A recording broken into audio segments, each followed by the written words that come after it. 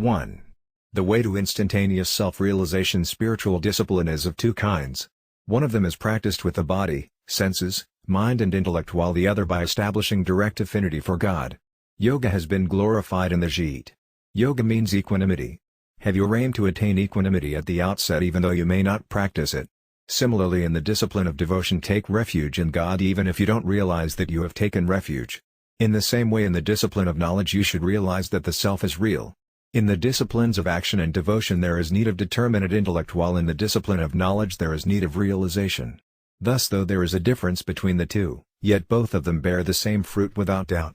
In the discipline of knowledge a striver remains established in the self which is free from all modifications, and thus he attains perfection more quickly than he attains by following the systematic process of Shravana, hearing of Vedantic texts and scriptures, Jnana, cognition or reflection, and Nididhyasana, profound meditation. In this process a striver has affinity for the insentient for long. Therefore those who want to attain God by following the discipline of meditation will attain Him, but they will have affinity for the insentient for long. But in the disciplines of action, knowledge, and devotion, depicted in the Gita, there is no need of the insentient. In the disciplines of action and devotion, there is glory of determinate and one-pointed intellect. Therefore Lord Krishna in the discipline of action declares, Vaya Vashayatmaka Buddhirikaya, intellect is determinate and one-pointed. 241, he in the discipline of devotion declares, Samyag Vyavasido Hi Sa I.e. he has rightly resolved. 930. In the discipline of knowledge he declares, Kasati Bhita Sankhai Buddharayajti Vyamam Sma, i.e. this equanimity has been presented from the point of view of the discipline of knowledge, now hear it from the point of view of the discipline of action. 239. That equanimity is, Sukhadak Same Krivalabha Labha Jaya Jaya, i.e. treat alike pleasure and pain, gain and loss, victory and defeat. 238.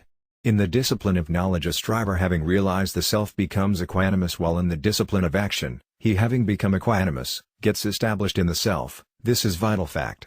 On reflection, if it is realized that the self is totally free from the insentient, then the striver attains perfection, self-realization, more quickly than he attains by removing his flaws through the process of hearing, cognition and profound meditation at A.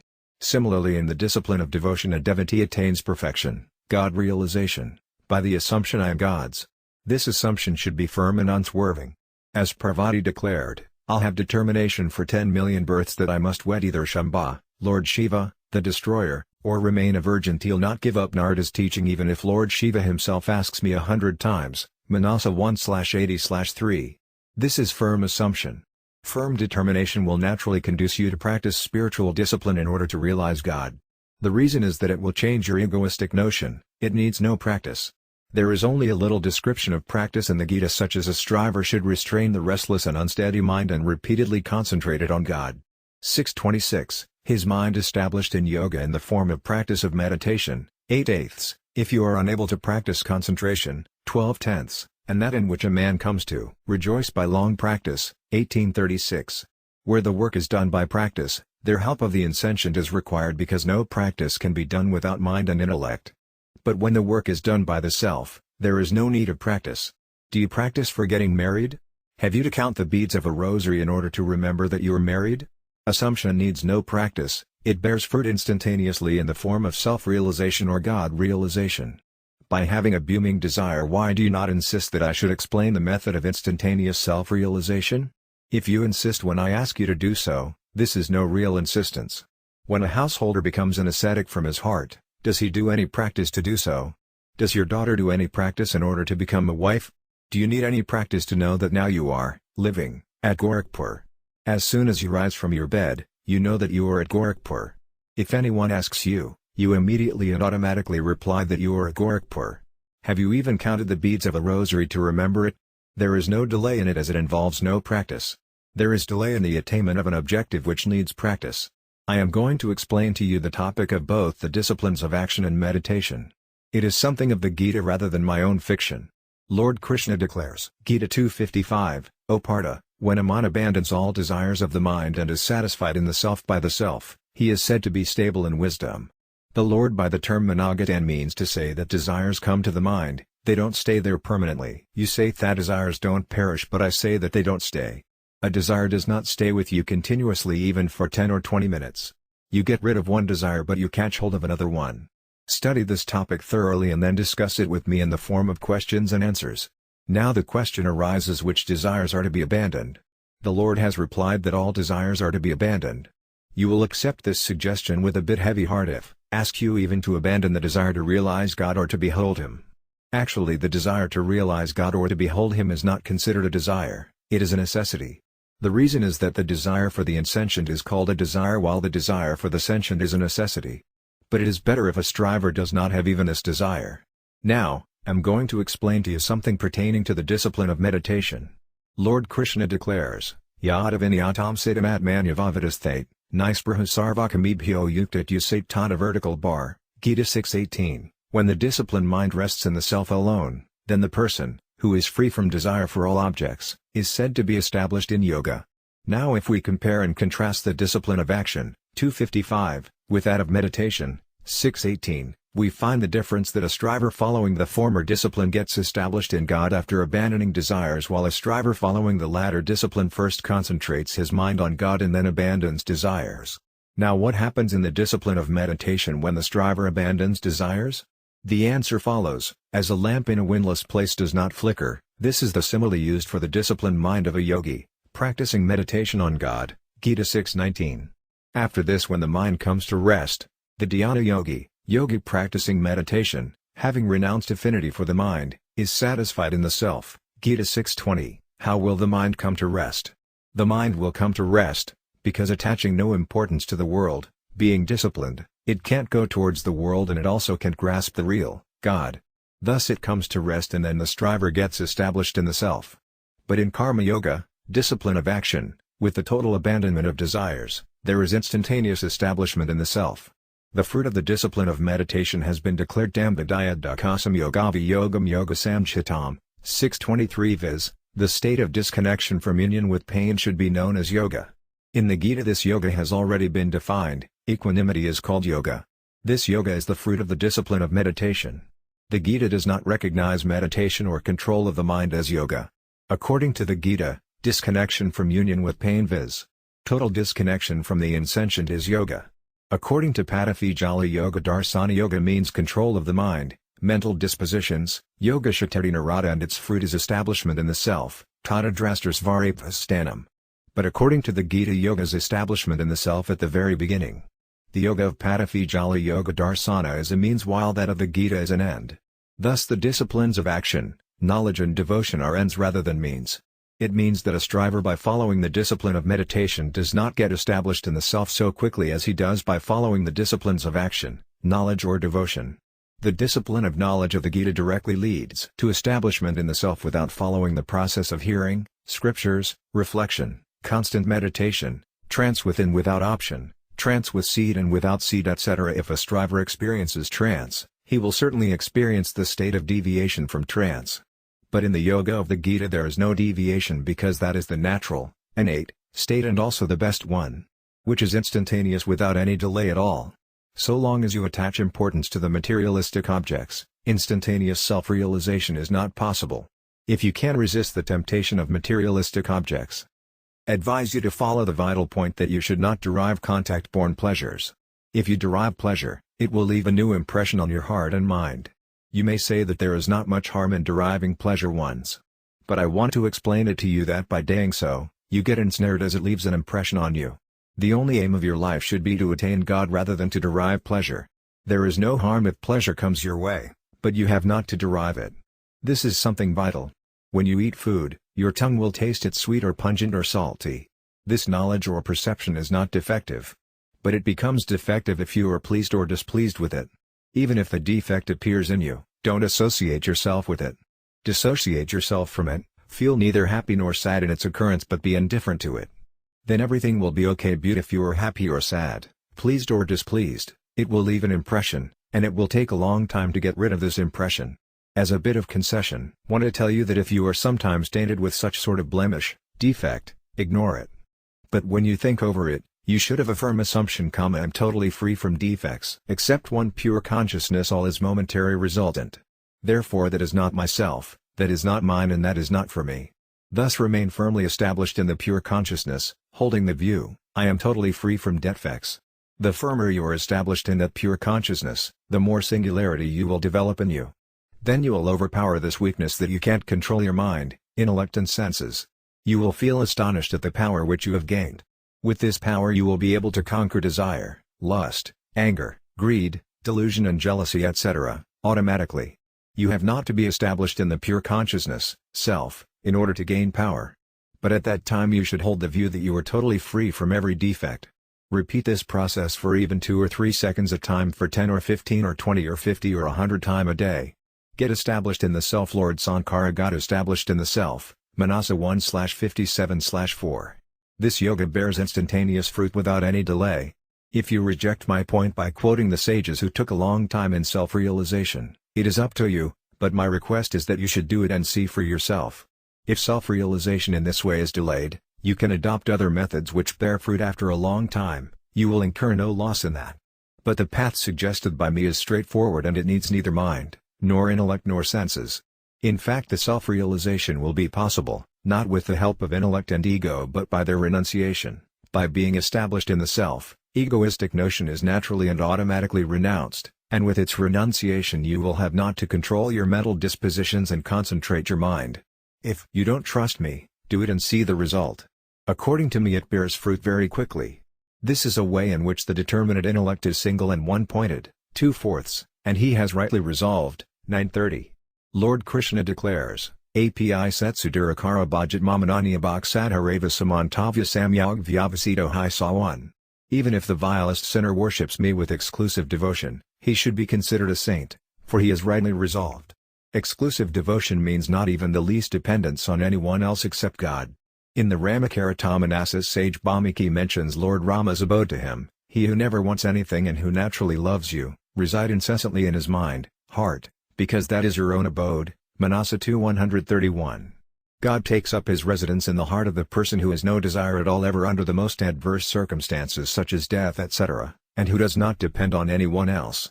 If a person depends on the materialistic objects etc., viz., on the insentient, it means that his heart or mind is not God's abode. If you have desires in your heart, or mind, they will occupy it.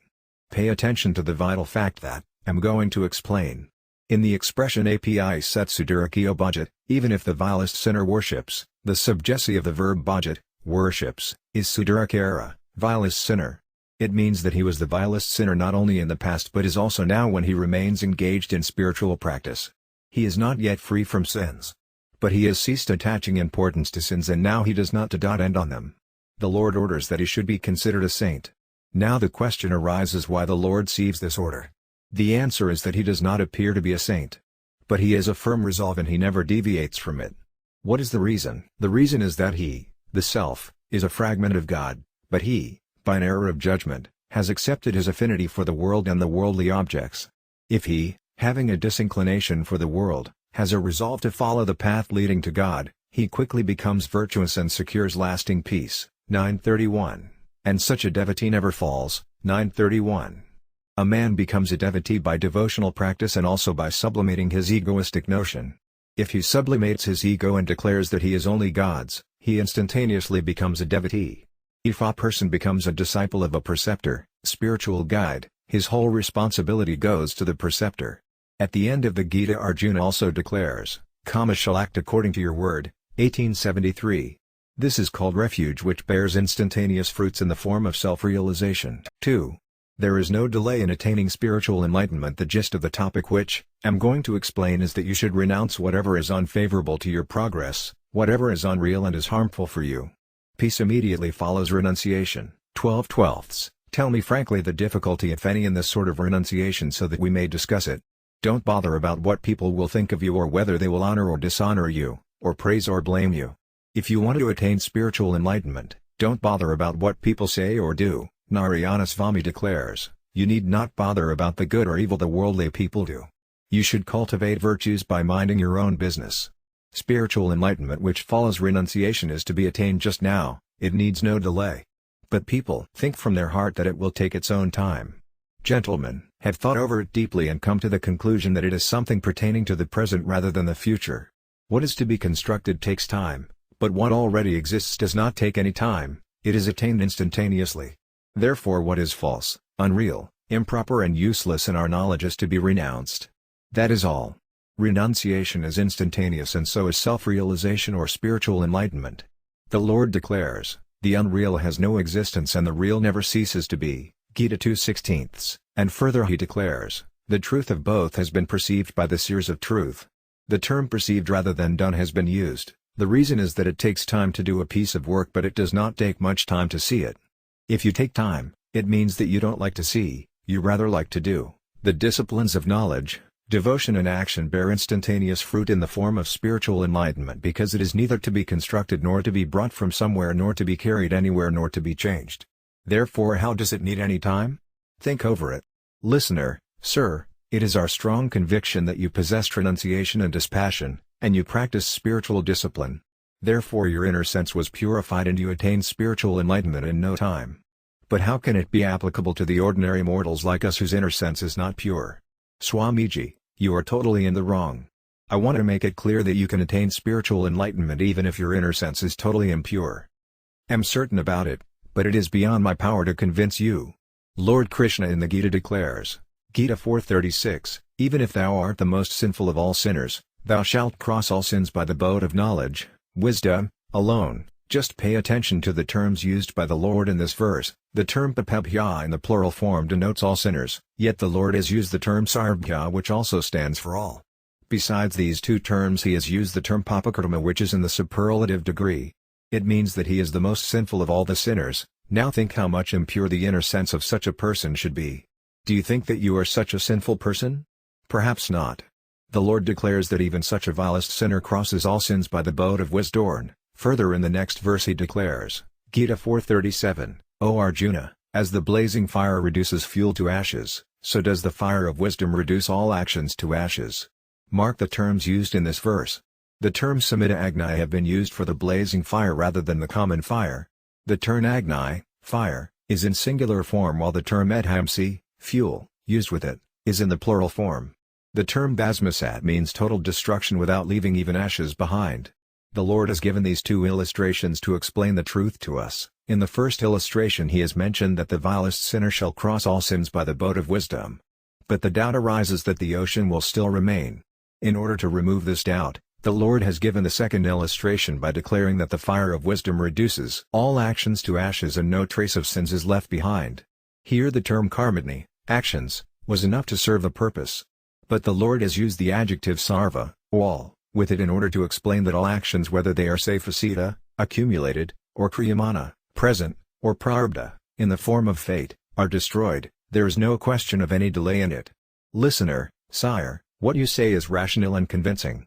But after seeing the condition of my inner sense I get perturbed because I find myself totally hollow within. Swamiji, now, listen attentively to what I say. The inner sense is an instrument rather than the agent, doer. Spiritual enlightenment can't be attained by means or instruments. Had it been attained by any means such as inner sense etc. would have agreed with you. But it can't be attained by any means. What is attained by means is that which you have to construct or to bring from somewhere or to carry anywhere or to change. An instrument works only when something is modified by action. But spiritual enlightenment needs no instruments such as inner sense etc. You have to renounce affinity for them. So it does not make any difference for you whether they are pure or impure. Listener, sire, if I find the marks of the person who has transcended the three modes of nature in me as he regards pain and pleasure alike and dwells in his own self, Jidal 4/24, or the marks of a devotee who has attained perfection as he has no ill will to any being, Gita 12:13, etc., may feel that my inner sense has become pure, otherwise, feel that, have made no spiritual progress. Swamiji again explained to you what I explained last night. I think that you also believe that I don't cheat you. Listener, yes, sire, I believe in you. Swamiji, so, I tell you that you can attain spiritual enlightenment just now even if you are the vilest sinner. This fact is not only applicable to me but also to you. Had it been true only for me, why should I have told it to you?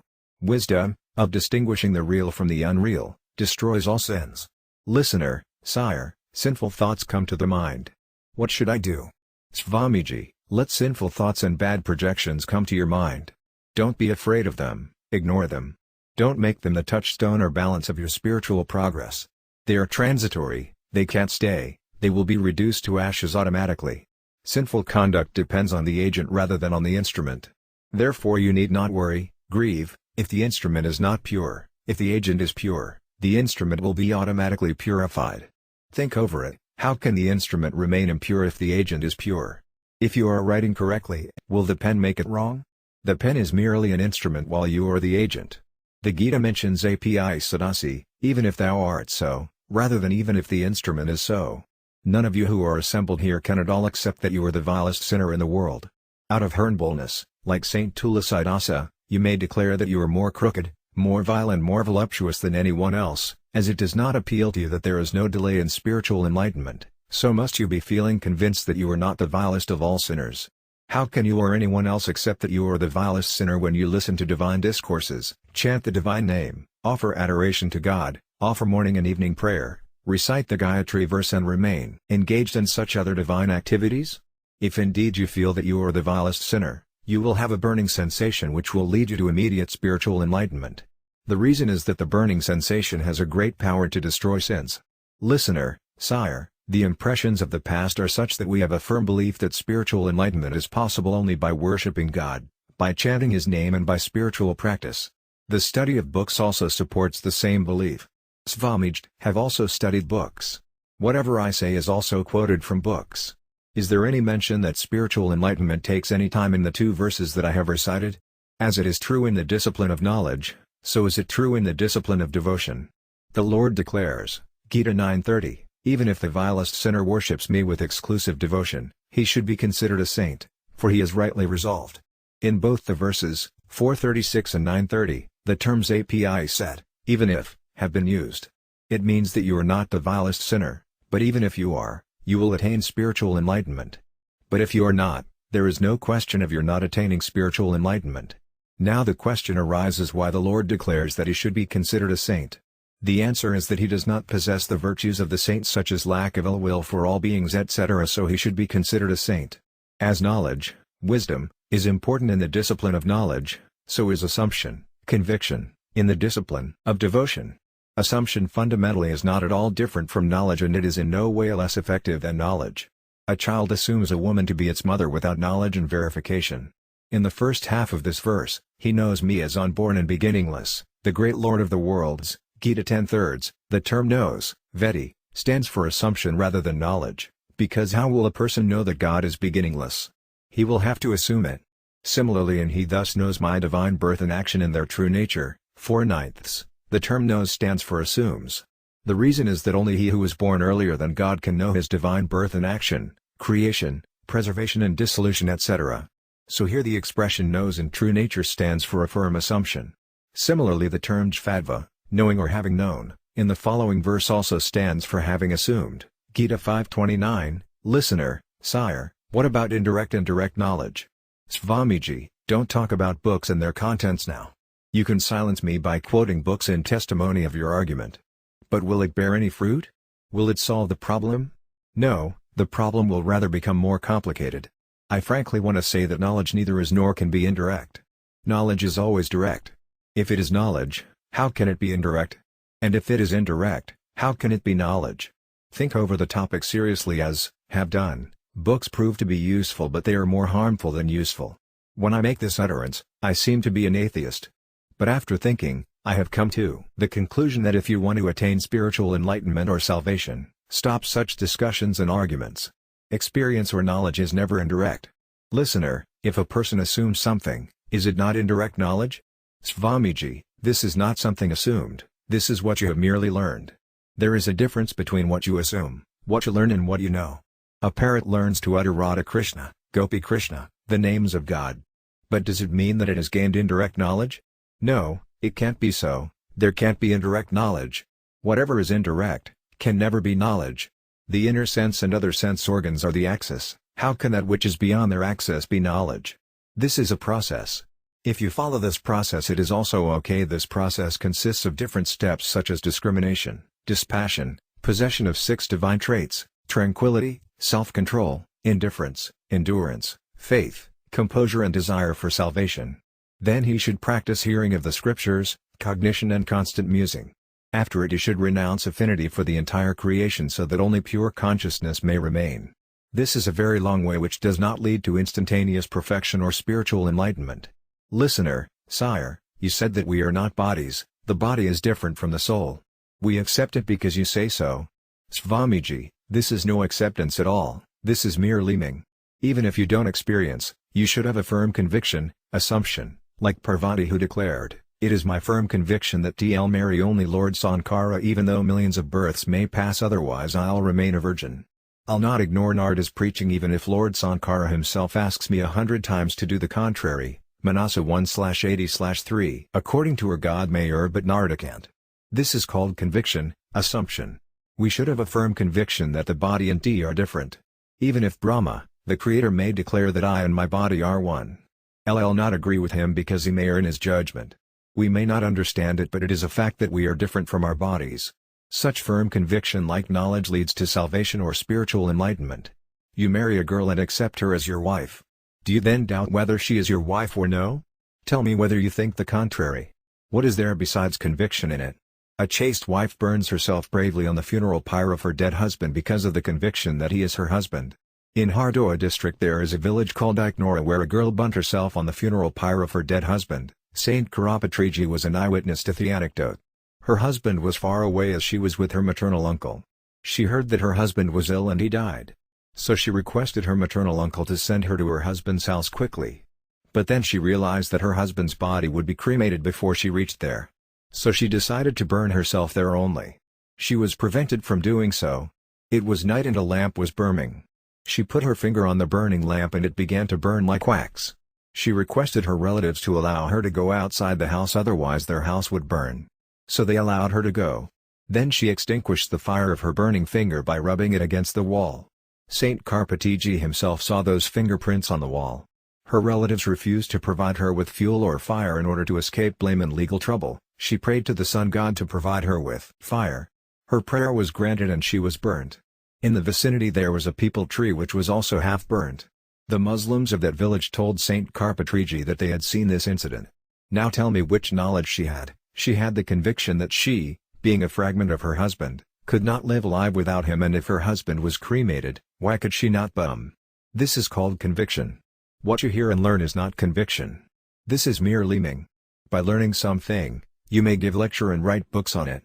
I can only say that I have thought over this topic deeply and come to the conclusion that knowledge is only direct and it leads to instantaneous perfection or spiritual enlightenment. Now again listen to me. Think of your benefit. Are you benefited more by what say or by what you think? If you don't believe me, you may be cheated once more by me as you have been cheated so many times by others so far. But what I'm saying to you is bare fact by which you will neither be nor can be cheated. Once when I held discourses during the rainy season at Pandharpur, I declared that instantaneous spiritual enlightenment is possible. They objected to it. Again emphatically declared, you may consider me a conceit because, know neither Marathi language nor have I studied the utterances of the saints of Maharashtra. But, have a belief that the utterances of experienced saints such as Akanathaji, Tukaramaji, and Shvanagsvedakar. I am Jewist have mentioned instantaneous spiritual enlightenment.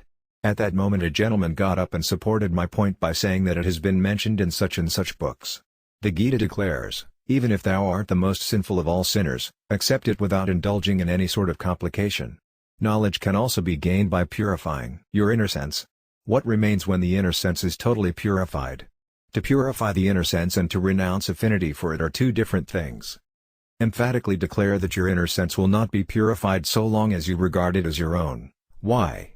The inner sense is mine, this is impurity, filth.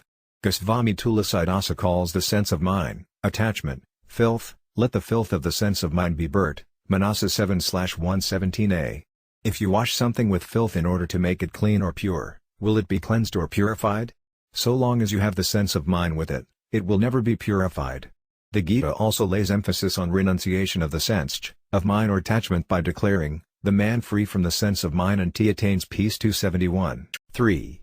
The method to purify the inner sense. The evils such as attachment and aversion, desire and wrath etc., are born and destroyed, they appear and disappear. But are you also born and destroyed? Do you also appear and disappear? No. It means that they are different from you. Thus it is confirmed that being different from you they are not in you. Had they been in you, they would have lived in you so long as you live and they would have died with your death. But the fact is that you ever exist while they disappear. In sound sleep the thought of your existence, I am, is not clear.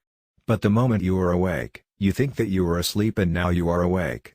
But you don't think that you did not exist during the sound sleep. You have a continuous experience that you exist while evils are visitors which stay and depart. It means that evils such as attachment and aversion etc., are not in the self, they appear in your mind, intellect and senses.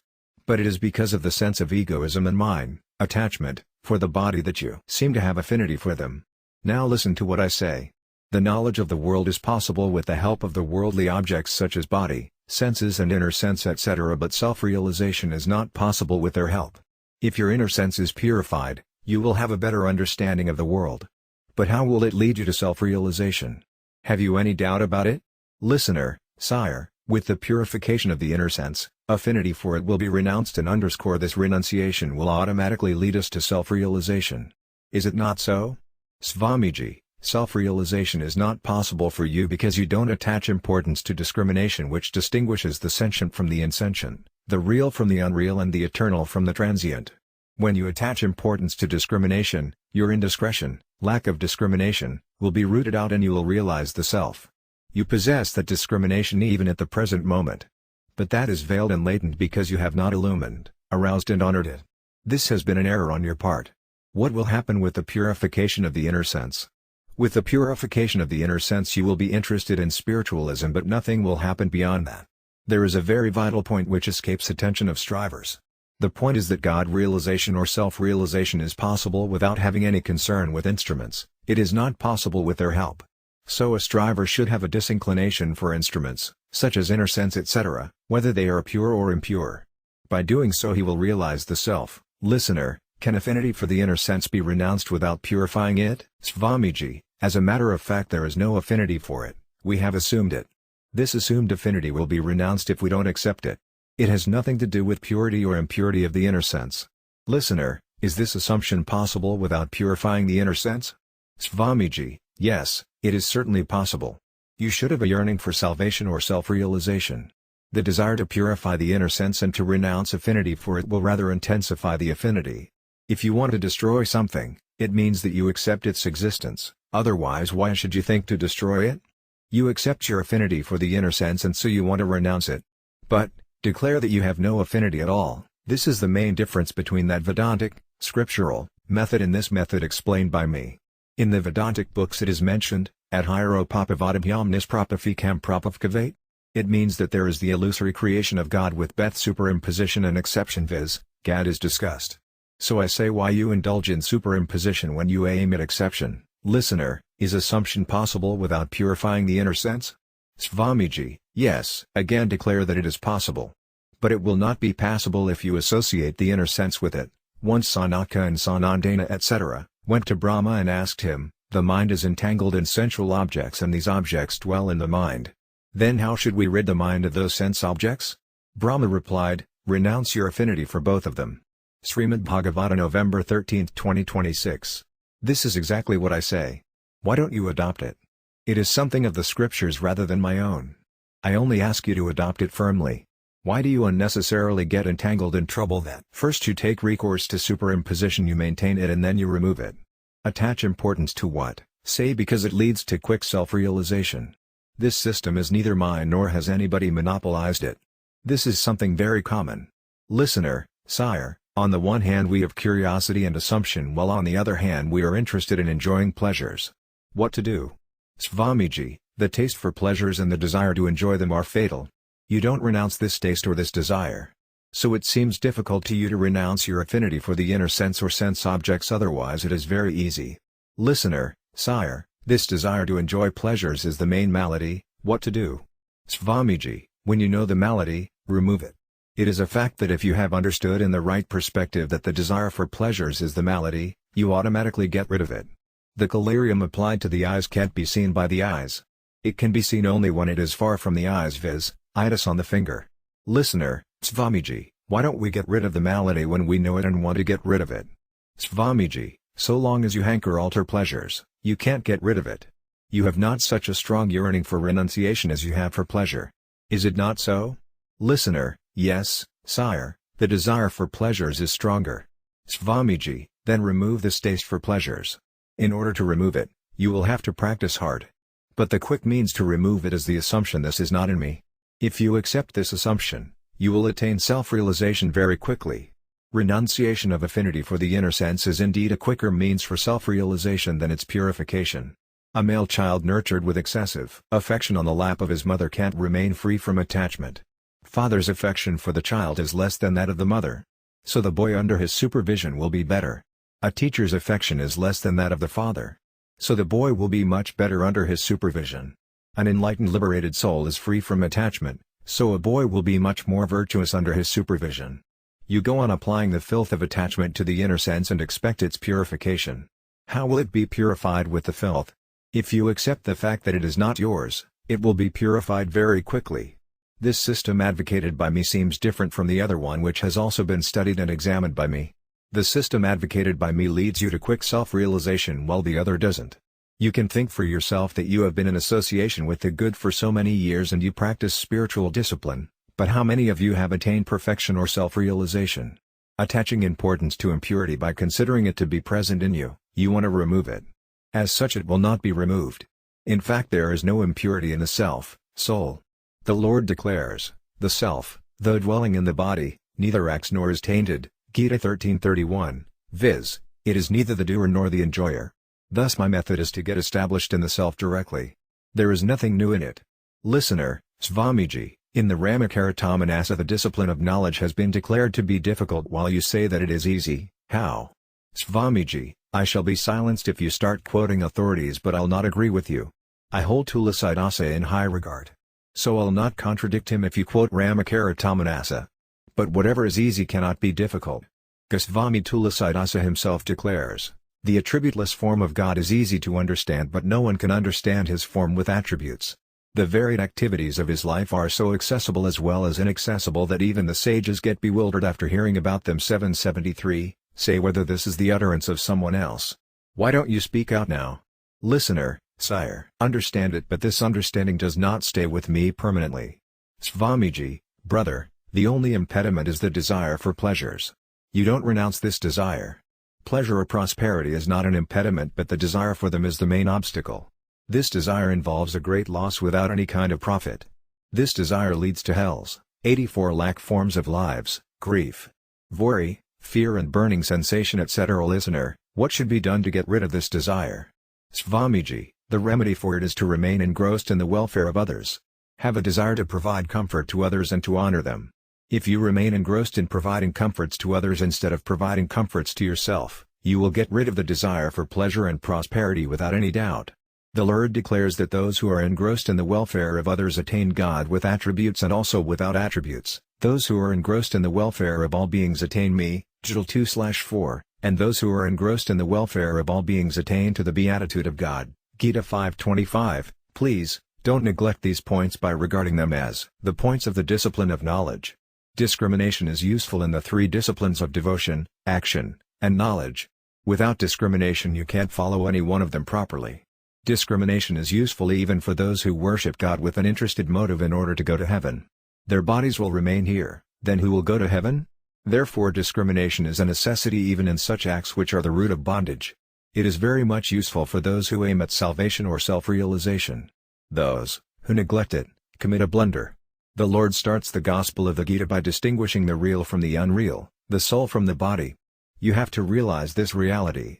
If you don't realize it, what will you realize? Listener, is discrimination an embodiment of God? Swamiji, yes, it becomes an embodiment of God. Discrimination needs two entities while God is one. But discrimination is transformed into God and so only God remains. Listener, how to arouse discrimination?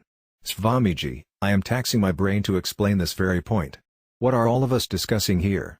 We are discussing how to arouse discrimination. Discrimination needs no practice, for it thought is a must.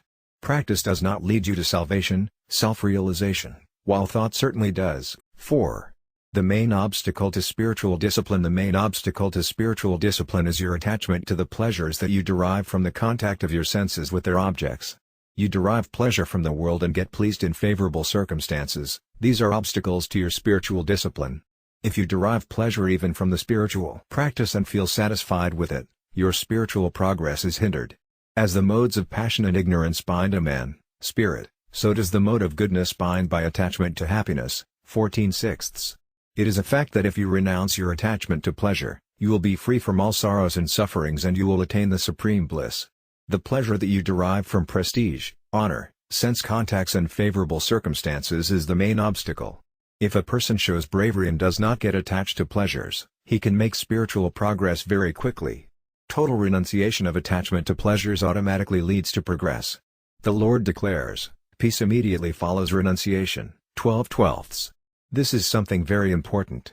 I gave lectures, listened to divine discourses and studied the books for several years but could not discover the obstacle to spiritual progress.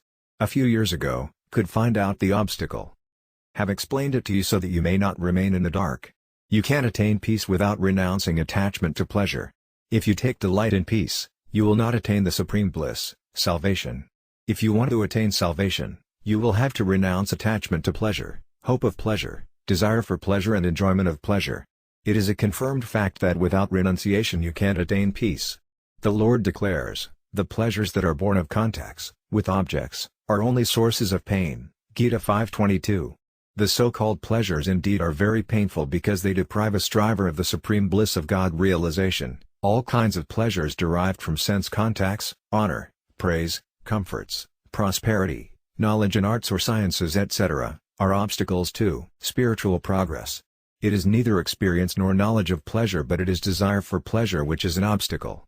We feel ill, if anybody stands in the way of our honor, welcome, praise, comfort and pleasure etc. Gentlemen, the vital point is that at that time we feel ill, this is the main defect. Sukhasaya dukasaya na kopi data paro dada titi kubudi rasa, aham karamiti urdhabhimanasva karma satragrathito high loka vertical bar, adhyatma ramayana 2/6/6, no one gives us pleasure or pain. It is wicked on our part to think that anybody else gives us pleasure or pain. It is our false pride if we think that we do something, because people are chained by their own actions. This is a blunder on our part if we think that someone insulted us or opposed us or became instrumental in our loss or caused obstruction in our business or progress. This blunder results in the calamity that we, instead of taking responsibility for our sufferings ourselves, blame others. What is needed is introspection. We have to suffer misery because we have a desire from our heart for pleasure, otherwise no one can inflict misery on us. Therefore we are the root of sufferings. The day we realize this fact, our spiritual progress will begin. There is no doubt about it. If we go on finding fault with others without introspection, we can't progress because we have started following the wrong path which will never lead us to our destination. Those who think that they are free from flaws, are indeed full of flaws, and by thinking so they put flaws on a firm foundation. He who thinks that he can create favorable circumstances, has a false pride. Favorable and unfavorable circumstances appear and disappear.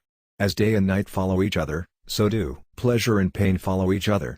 If we feel happy and sad in favorable and unfavorable circumstances respectively, we shall be deprived of the spiritual gain in the form of the supreme bliss which is totally free from every kind of suffering. If you renounce pleasure, attachment to pleasure and desire for pleasure, your all sufferings will come to an end and you will attain bliss.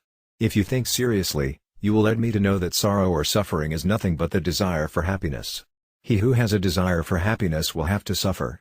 The Lord declares, the pleasures that are born of contacts, with objects, are only sources of pain and they have a beginning and an end, Gita 5:22. Pleasure does not stay but its hope and desire persist.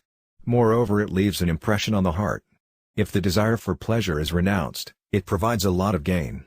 The Lord declares, Yam labdha siparmulbam manyat nadakam tata vertical bar yasmins tito nadakina gurunapi _vikal 8 vertical bar, Gita 6:22, having gained which, he does not reckon any other gain greater than that, and wherein established he is not shaken even by the heaviest affliction. That gain never diminishes and affliction can't touch it. Therefore there should be no attachment to the pleasure born of sense contacts. Moreover, you should neither think of it nor hope and endeavor for it. Endeavor to aim your livelihood. But don't aim at enjoying pleasures, otherwise you will get entangled. If you have any doubt about it, ask me. But if you have understood it, accept it. Be alert and determined never to enjoy the pleasure bomb of sense contacts. If sometimes you get deluded by such pleasure and feel pleased, you should immediately realize that you are wrongly swayed by it. As soon as you realize this fact, your attachment to it will be renounced because it has no strength of its own. It is without any foundation or root, while the foundation or root of supreme bliss is God. Hence the supreme bliss never perishes. All the mundane pleasures as well as pains are transient. So they can't stay with you forever. But God ever lives with you though He is not seen. Instead of regarding the world as yours, you have to regard God as yours even though He is not seen. Attachment to sense objects obstructs the way of even those sages who lead a pious and secluded life by eating edible roots and fruits. Therefore those who think that they can derive pleasures from worldly objects and hanker after them commit a blunder. 5. The world is perishing. The Lord Himself declares, "All this universe is pervaded by me." Gita 9/4. Accept the fact that God pervades everywhere. If He pervades everywhere, He is also here. If He pervades all the time, He is also now. If He is in all, He is also in me, and if He belongs to all, He is also mine. Accept this fact. There is one more point which needs attention. The worldly objects cannot be acquired equally by all, but God can be equally attained by all. God, who was realized in ancient times by great men such as Vedavidsa, Sukadeva and Sanaka and also by the saints of the modern times, can be realized even today by us. The reason is that He pervades everywhere, all the time and all, and belongs to all. Moreover, He is omnipotent as well as the most merciful one. Having this assumption about Him, chant His name and also pray to Him, "O Lord, reveal Yourself to me." We should become restless to meet and behold Him like a child who is away from its mother. He should pray again and again to Him, "O Lord, when You are here in me and also mine, why am I suffering without You? When will You reveal Yourself?" We have heard from saints that those who accept the existence of God attain Him. But God realization is delayed if the existence of the world is also accepted. Pay attention to the fact that the world has no existence, it is perishing. Repeat this fact time and again in order to impress it upon you. All creatures are moving towards death, they are dying. Our life period has reduced by 1 day from yesterday to today. All the worldly objects, whether stationary or moving, insentient or sentient, are decaying and moving towards non-existence and will end in non-existence. When fuel, wood, burns, first it turns into burning coal, then into coal, and finally it turns into ashes. Similarly, the entire universe is burning in the fire of time and finally will turn into non-existence. The world has no existence while God exists. You have accepted the existence of what really does not exist. So God, who is existent, is not revealed to you. Can't you perceive the world decaying every moment? Think a bit over it and you will perceive it. Where is your boyhood? Where is yesterday? Will months and years not pass in this way? Will your lifetime not pass in this way? So accept the fact firmly that the world is perishing. Speak out if you don't perceive and understand this fact. Listener, sir, you have said that God will reveal Himself if you accept His existence. Have accepted it. Is there any error in my acceptance, assumption? Swamiji, there can be an error in remembrance, but there is no error in acceptance or assumption. You have accepted that this is Govind Bhavan and the city is Calcutta. There cannot be any error in this acceptance. There will be an error only if you accept that this is a government office and the city is Bombay, otherwise there will be no error even if you do not always remember them. If you forget sometime to chant the divine name, it is an error of action, it is not an error of assumption. Listener, why does God not reveal Himself? Swamiji, He does not reveal Himself because we regard the transitory world as permanent. A saint was standing on the bank of a river. A gentleman said to him, "Sir, the river is flowing." The saint said, "Like this river, the bridge and the people standing on it are also flowing." The gentleman said, "How?" The saint said, "Is this bridge as new today as it was when it was constructed? Has its novelty not flowed? Has it not become old? When it becomes totally old, it will fall and perish. In fact, it began to perish from the time it was constructed." Similarly, human beings are dying every moment, and they have died the years that they have lived alive. But we regard this non-existent world as existing.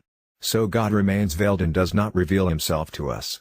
Firmly assume, believe, that the world is constantly flowing. If you can have the firm assumption, remember again and again that the world is flowing.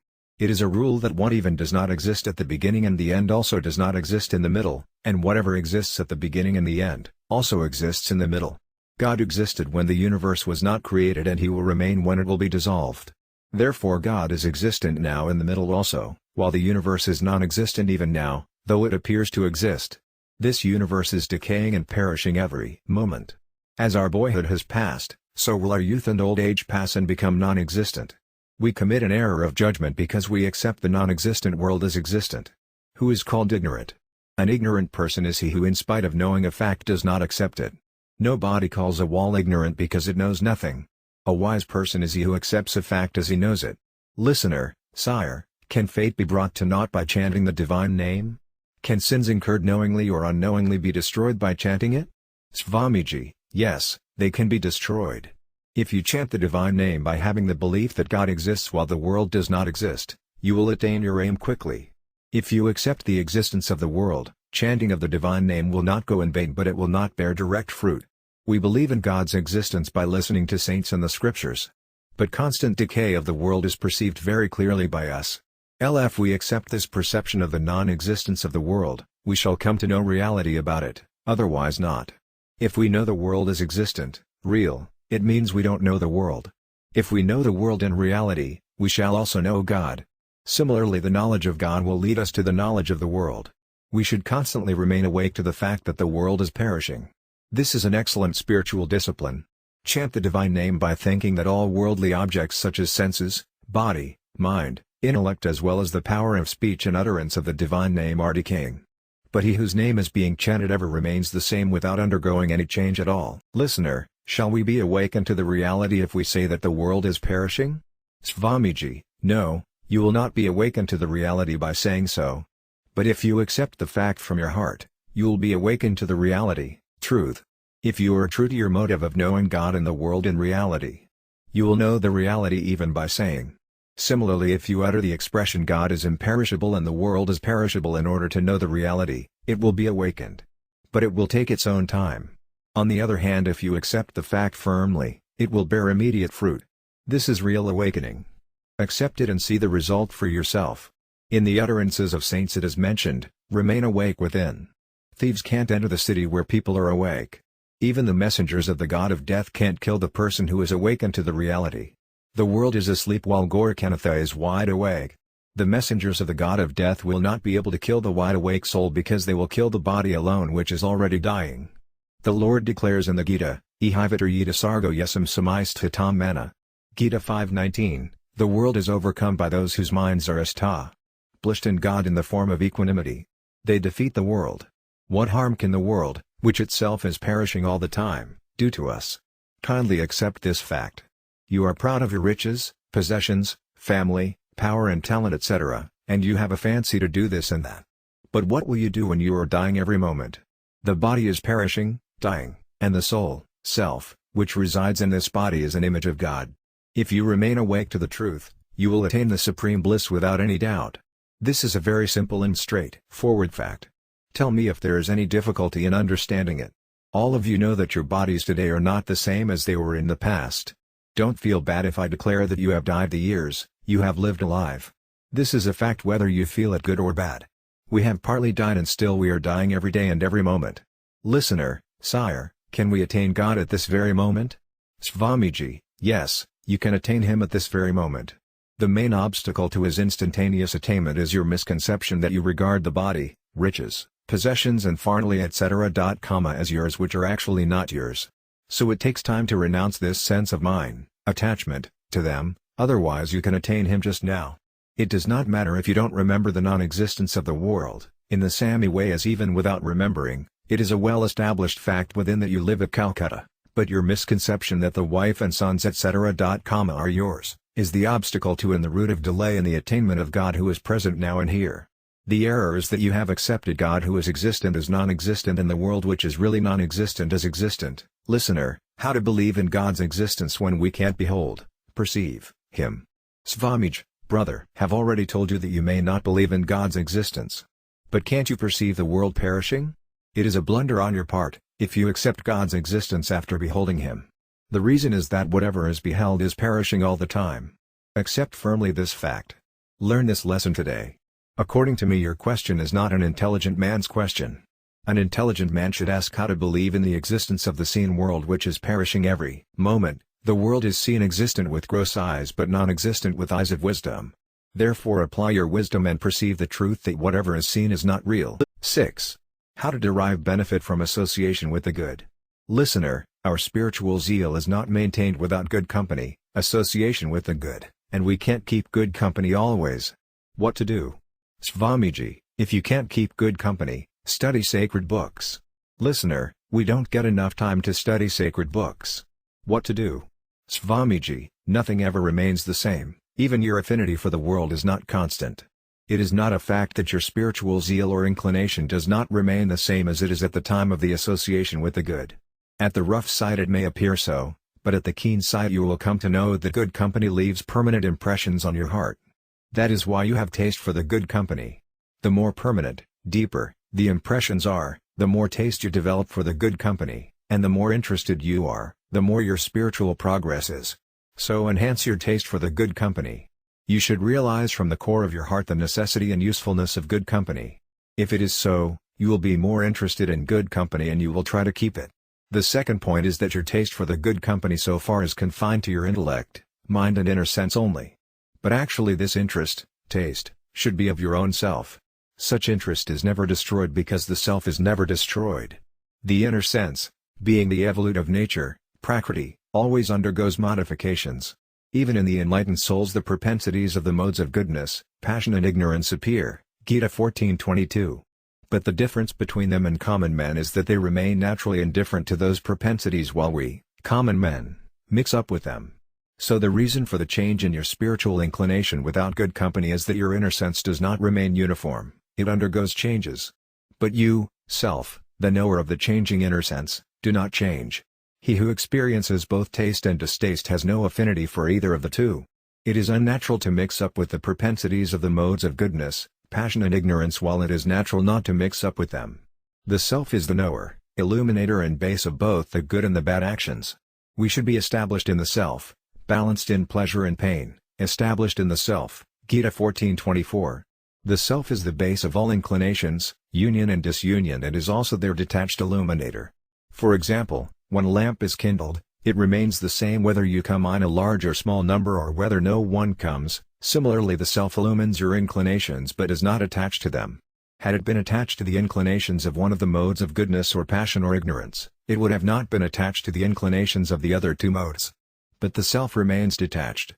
The three states of wakefulness, dream and sound sleep appear and disappear but the self ever remains the same. You, self, commit an error, if you mix up, get attached, with these states. There may be common occurrences such as profit and loss, birth and death, union and disunion which undergo changes but we, self, ever remain the same. So neither they are with us nor are we with them. We are not subject to change at the time of the association with the good. We should get established in the self. We have not to relish the good company but we have to understand its gist or reality, retain it and get engrossed in it. We should have affinity of the self for the gist or essence. By having such affinity without spiritual practice, good company and sacred books we will feel ill at ease.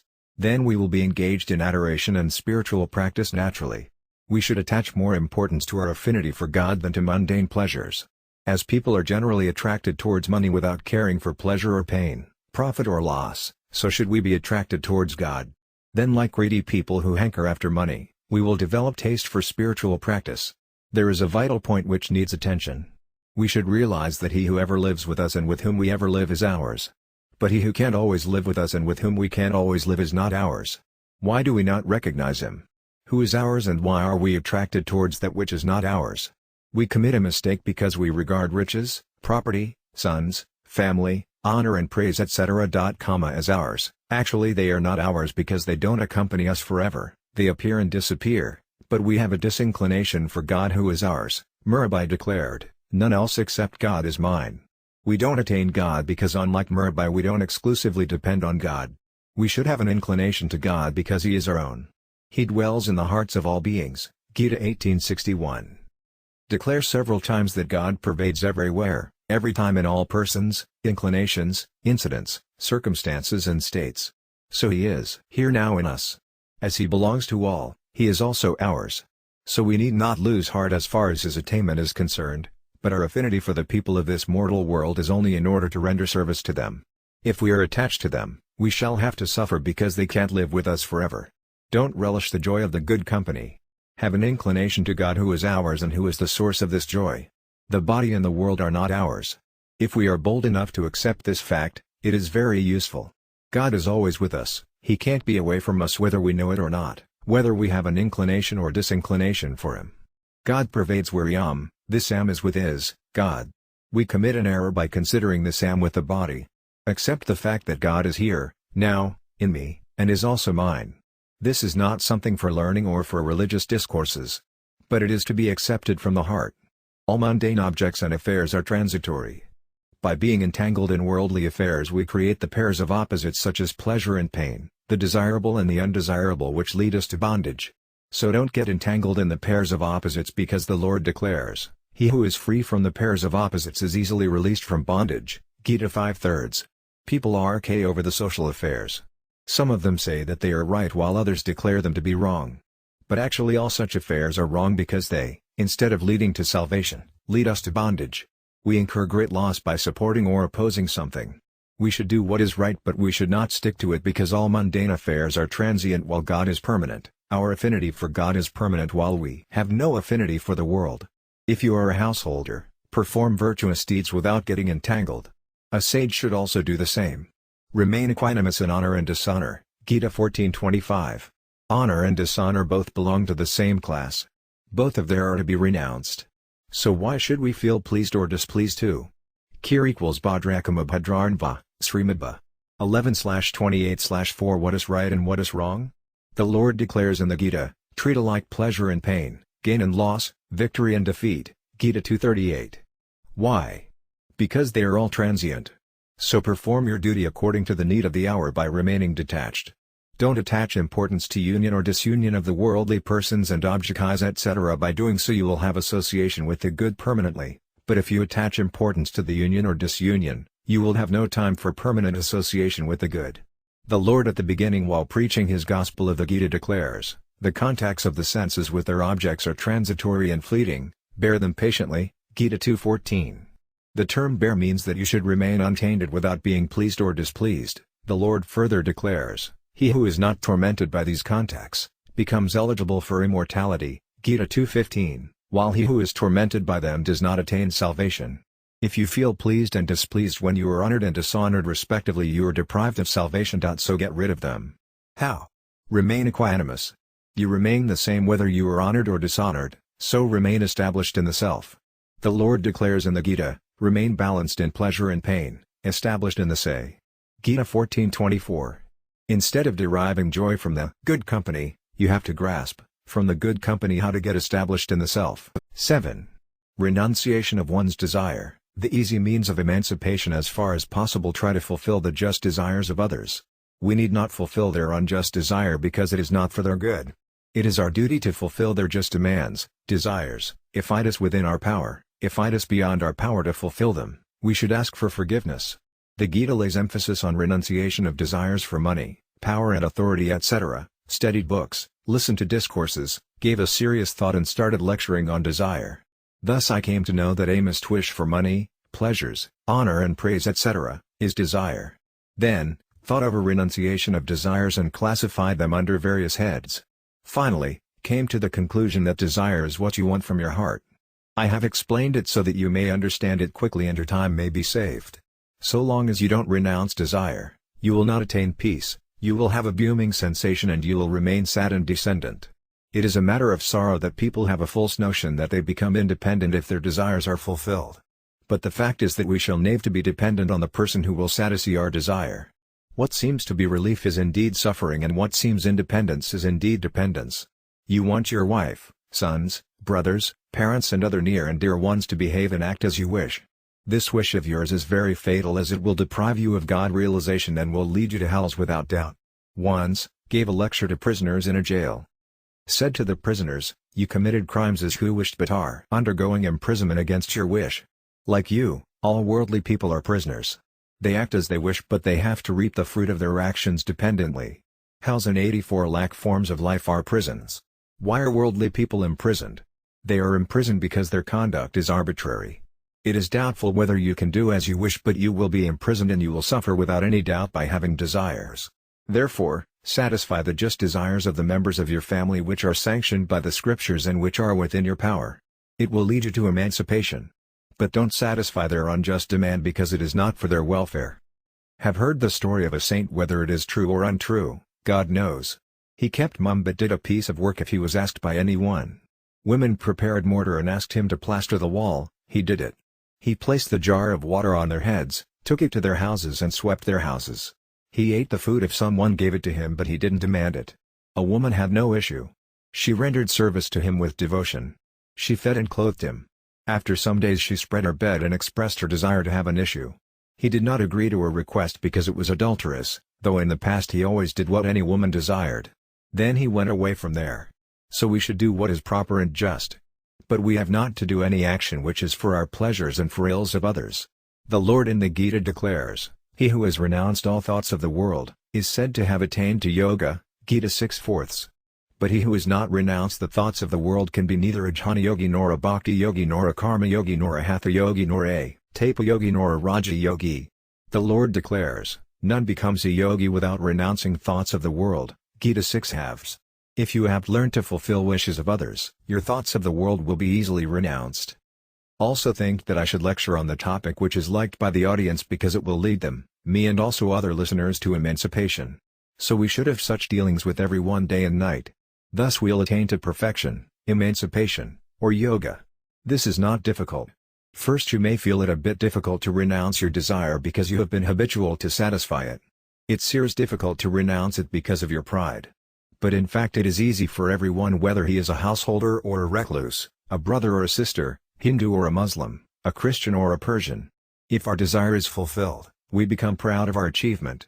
But if it remains unfulfilled, we become angry. Both pride and anger are demoniac propensities. Therefore he who has thoughts of the world, can't escape demoniac propensities. These demoniac traits, propensities, lead to bondage, the cycle of birth and death.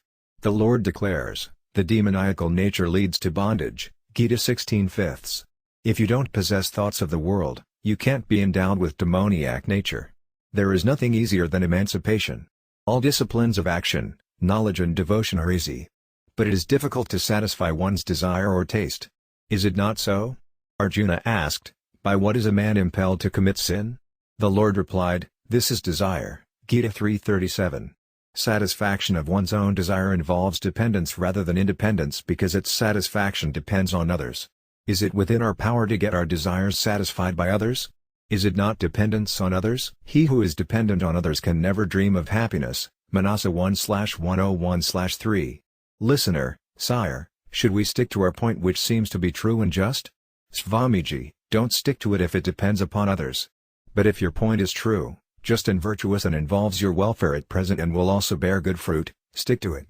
But it is wrong on our part if we expect others to stick to it. Listener, in a joint family, members live together. If the young ones don't obey their elders, it leaves a bad impression on the family. What to do? Swamiji, if they don't obey, they will have to suffer. We are not to blame for it. We should say what is right or just.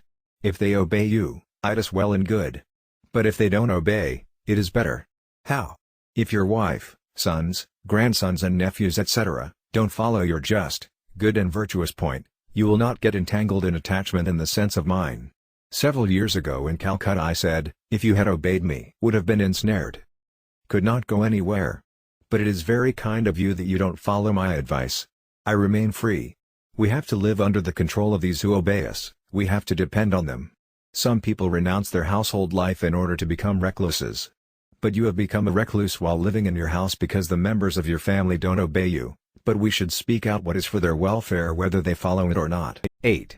Renunciation of thoughts. Of the world leads to emancipation. The world is not for us. He who does not consider the world necessary for him, becomes useful for it. But he who considers it necessary for him becomes useless for the world. So live for others whether you live in a house or hermitage or company. If we have any worldly thought of our own, we shall become dependent, otherwise we are independent. It should occur and it should not occur, this is our thought. Attainment of God is not a worldly thought, it is rather the aim of life. If you want favorable circumstances and want to get rid of the unfavorable ones, this is your worldly thought. Our human life does not aim at alteration of circumstances but attainment of emancipation which transcends all circumstances. Emancipation does not depend on circumstances, states, abilities or persons, it is independent and 50 it is attained independently. But the thought of pleasure, honor, respect, comfort, life and profit etc., makes us dependent. It is everyone's experience that all thoughts are not materialized or translated into practice. Their translation into practice depends on God and His ordinance. We feel proud that we have earned so much money, we have so many sons and grandsons and we have a large audience to listen to our discourses. But all this does not depend on us. If their translation into practice depends on us, no thought will remain untranslated, But it all depends on God's ordinance. It is our duty to honor that ordinance. By doing so, our emancipation is certain and it is always for our welfare. So we should not have any thought of our own. If you live for others, it seems that you are dependent but actually you are independent. Be an ideal son, an ideal husband, an ideal father, an ideal brother and an ideal member for the society. But if you think that your parents, wife, sons and society are for you, you will get entangled. Desires arise from thoughts of the world, Gita 6:24. From desire, unfulfilled, ensues anger, from anger arises delusion, from delusion, confusion of memory, from confusion of memory, loss of reason, and from loss of reason, a person go to a complete ruin, Gita 2:62-63. Listener, sir, be kind enough so that renunciation of the thought of the world may be practical. Swamiji, I think that you don't pay attention to what I say. This topic of renunciation of thoughts seems so wonderful to me that it should be an eye-opener and it should bring an unconscious man to consciousness. If the mother's breast is removed from the child, while he is sucking it, he becomes very much restless. Similarly, if you are interested in such topics, you will not be able to listen to discourses everywhere and you will not be satisfied with prevailing circumstances.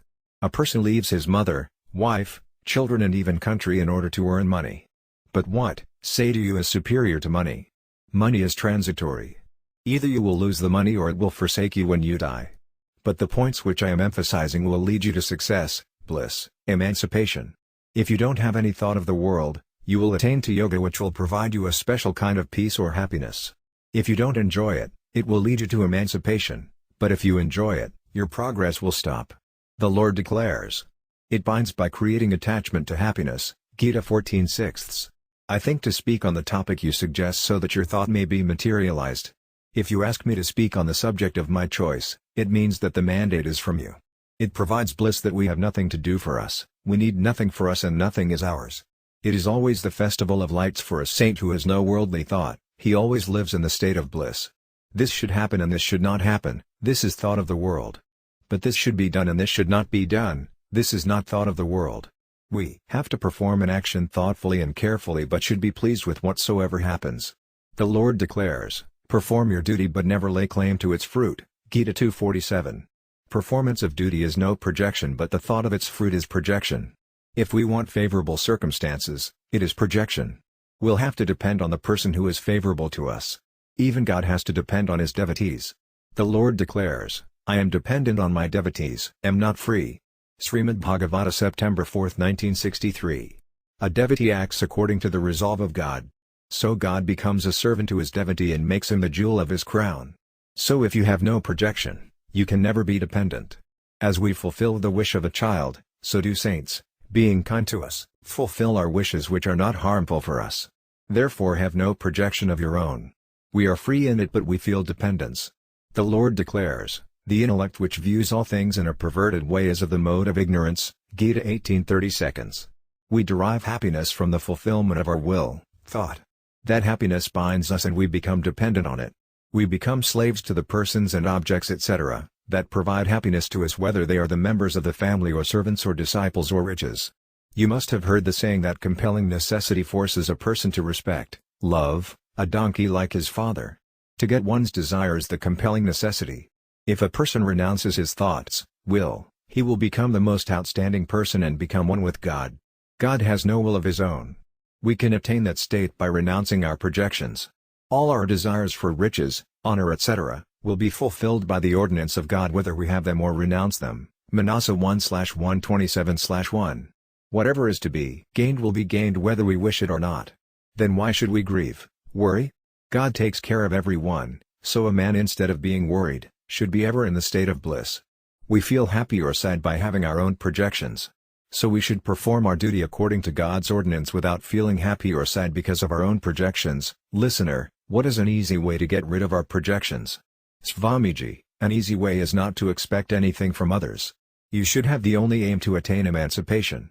A greedy man tolerates dishonor, blame and harassment in order to earn money.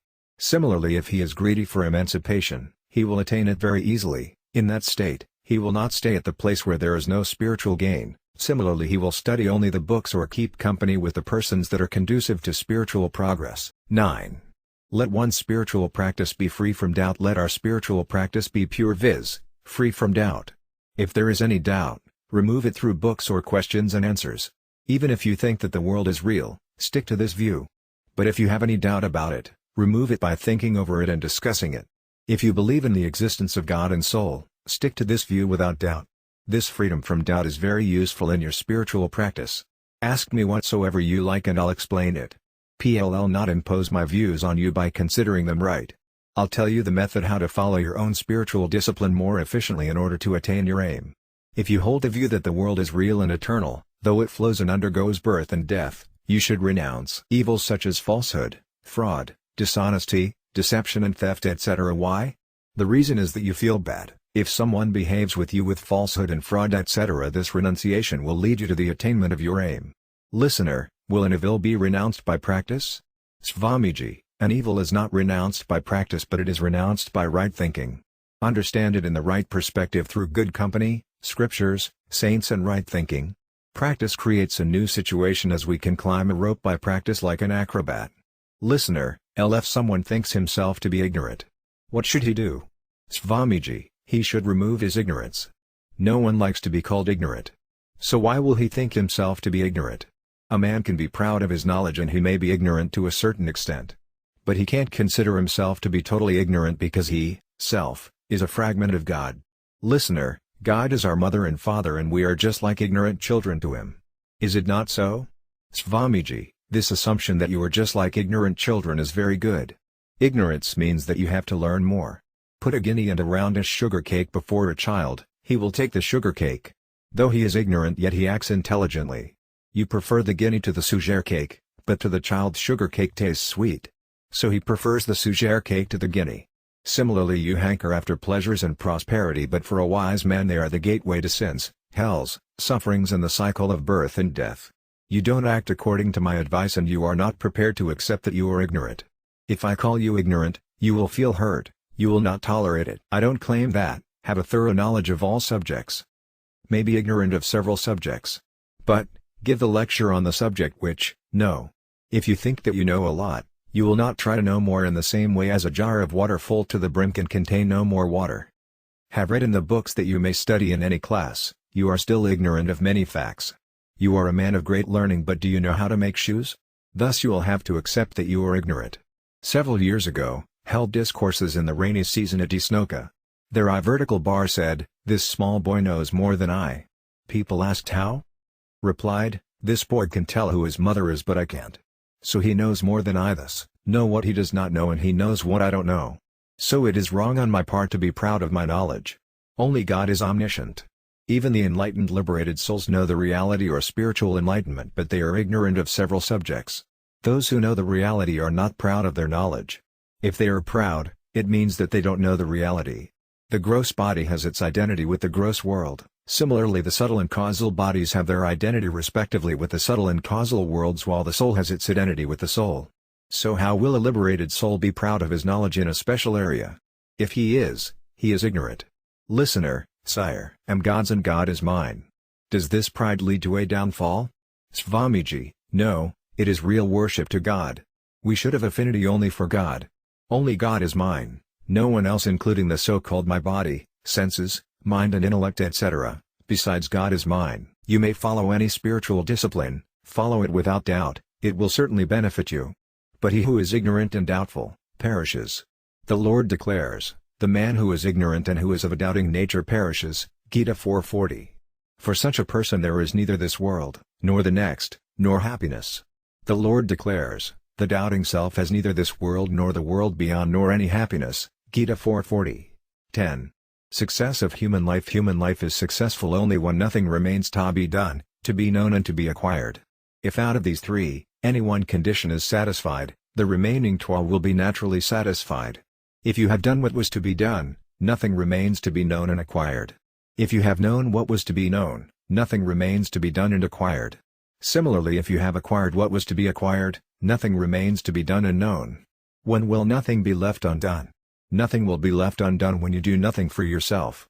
If you act for yourself, the action can never be complete. The reason is that an action has a beginning and an end while you remain the same. So something will remain to be done so long as you act for yourself. But nothing will remain to be done if you work only for others. If you live in the family and the society, live for the members of the family and the society. You are for the mother, so serve and please her. But the mother is not for you, so don't expect the mother to give you money or property or ornaments. Similarly, you are for the wife, so satisfy her needs, comfort her and act for her welfare without expecting anything from her. In the same way, you are for your sons, but the sons are not for you. So if you do nothing for you, nothing will remain to be done. But if you work for yourself and have affinity for the members of the family with a selfish motive, something will remain to be done for endless births. It can never be completed. Now, tell you your own experience. First, the thought to do a piece of work comes to your mind. After completing the work, you find yourself in the same situation in which you were before starting it. What have you acquired? Nothing. Similarly, thought of giving a lecture and gave it. After giving the lecture, had no desire to lecture. So, was again in the same situation in which I was before, thought of giving the lecture.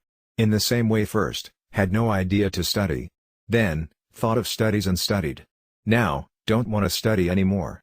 So I find myself in the same situation in which I was before having an idea to study. Listener, sire, there was a difference in the situation after studies as you gained knowledge. Is it not so? Swamiji, how does it make any difference in the situation of the self? There was accumulation of knowledge in your intellect, but there was no difference in your own situation. Similarly, you thought of earning money and then earned it. Then again you had no thought of earning it. So how did it make any difference in the self? This topic is a bit deep or serious. Learning improves intellect rather than you, self. But you mix up with intellect so much that you feel improvement in you. If you have a paralytic attack, your intellect is paralyzed and you forget everything. You, self, are the illuminator of even egoism, enus. So how can you acquire anything from the body, senses, mind, intellect and egoism? As the world is seen, so are the body, life breath, organs of action, sense organs, mind and intellect perceived. The sense of tea is also perceived by you. Enus is in you, but you, self, are not in pnus. You always remain established in the self. But when you think to perform some worldly action, you get established in the world. Having completed the work again, you resume the original state of your establishment in the self. As an oilman's ox moves round and round without reaching anywhere, so do you remain in the same state in which you are even by working throughout your life. So nothing remains to be done for you. Gentlemen, this is something very uncommon and all of you can understand it. You can attain the state of supreme peace and bliss in which nothing remains to be done, to be known and to be acquired. Everyone can attain it, whether he is virtuous or sinful, learned or ignorant, worthy or unworthy, rich or poor, and whether he is a degree holder or not. But it is beyond your power to achieve the worldly aim. You unnecessarily indulge in various worldly affairs. You should only have steadfast perseverance to be blessed with bliss. Think over it and solve this problem, then nothing will remain to be done. Even if you die today, you needn't grieve because you have achieved your aim. Work for others and know the self. If you know the self, nothing will remain to be known. But if you don't know the self, in spite of the knowledge of various arts, scripts, languages and scriptures etc., something will remain to be known. But if you realize the self, nothing will remain to be known. Similarly, if you attain God, nothing will remain to be acquired. You can do, know and acquire nothing except acting for others, knowing the self and attaining God. The reason is that besides these three, all other actions, pieces of knowledge and acquirements, attainments, will neither stay with you nor will you stay with them forever. It is merely a false notion. If you think that you have achieved something by doing, knowing and acquiring a lot which does not stay with you. In the Bhagavata there is description of the three disciplines of action, knowledge, and devotion. In the first you have to act, in the second you have to know, while in the third you have to acquire. Attain your aim by any one, the remaining two automatically follow you. If God is attained, nothing remains to be known and done.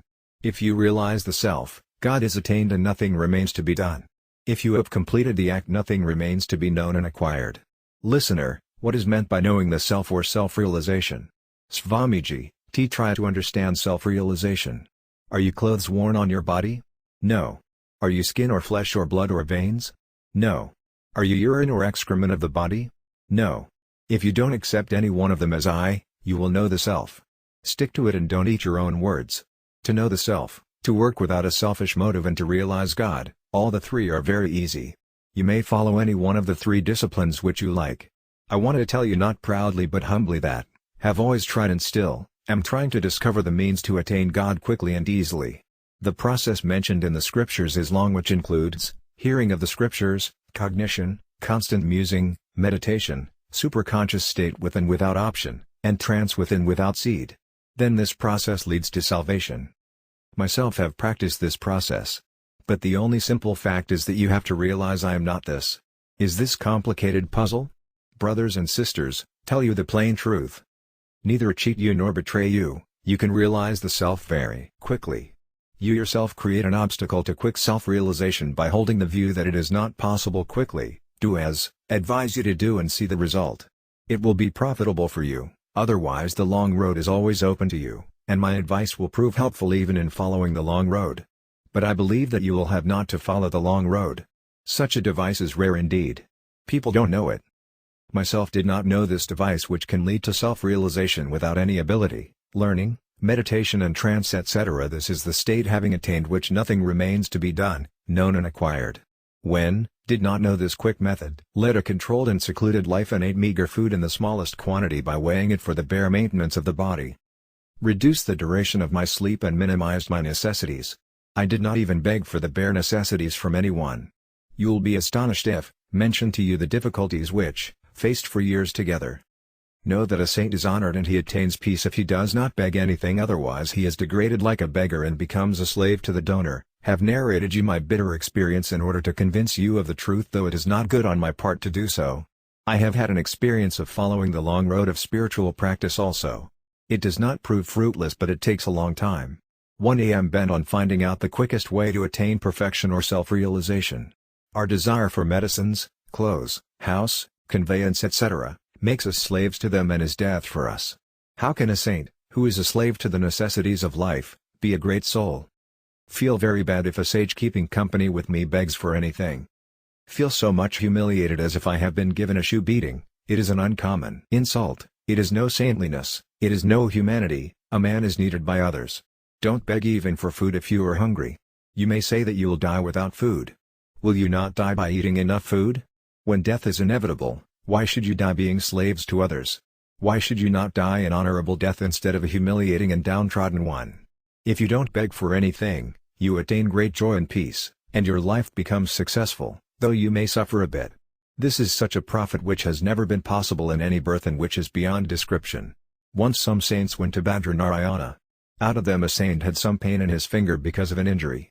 Someone advised him to go to a nearby hospital, where free treatment was given, to get his finger bandaged. The saint said, "I can tolerate this pain but can't tolerate the pain which I'll suffer if request a doctor or a compounder to bandage my finger." This is an exceptional example. I liked his idea very much, and I think that this is an example of saintliness and humanity. He who roams in order to satisfy his necessity like a dog possesses neither saintliness nor even humanity. Seth Sri Jayadayala Goenka was a householder.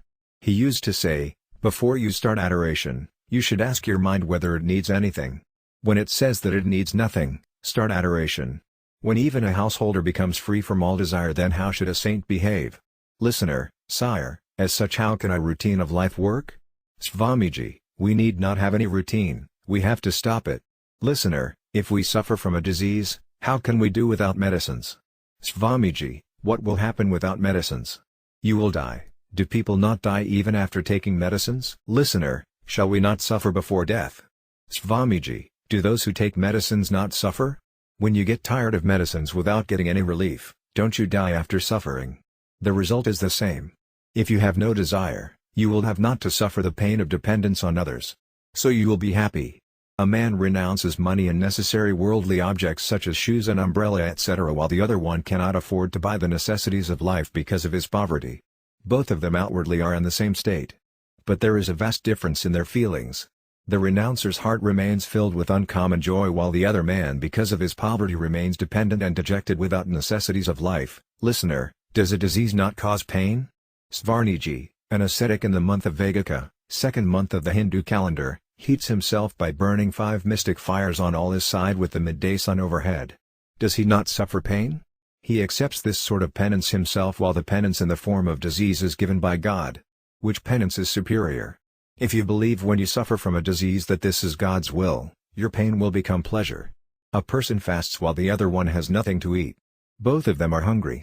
But the person who fasts, instead of being sad, feels happy while the other one feels sad. 11. Salvation is self-evident. Generally people think that they can attain salvation by making efforts. This is not completely true. In fact, salvation is self-evident and is not attained by making efforts. But people blame and oppose such a person who declares this fact. We can perform an action by having association with objects of nature.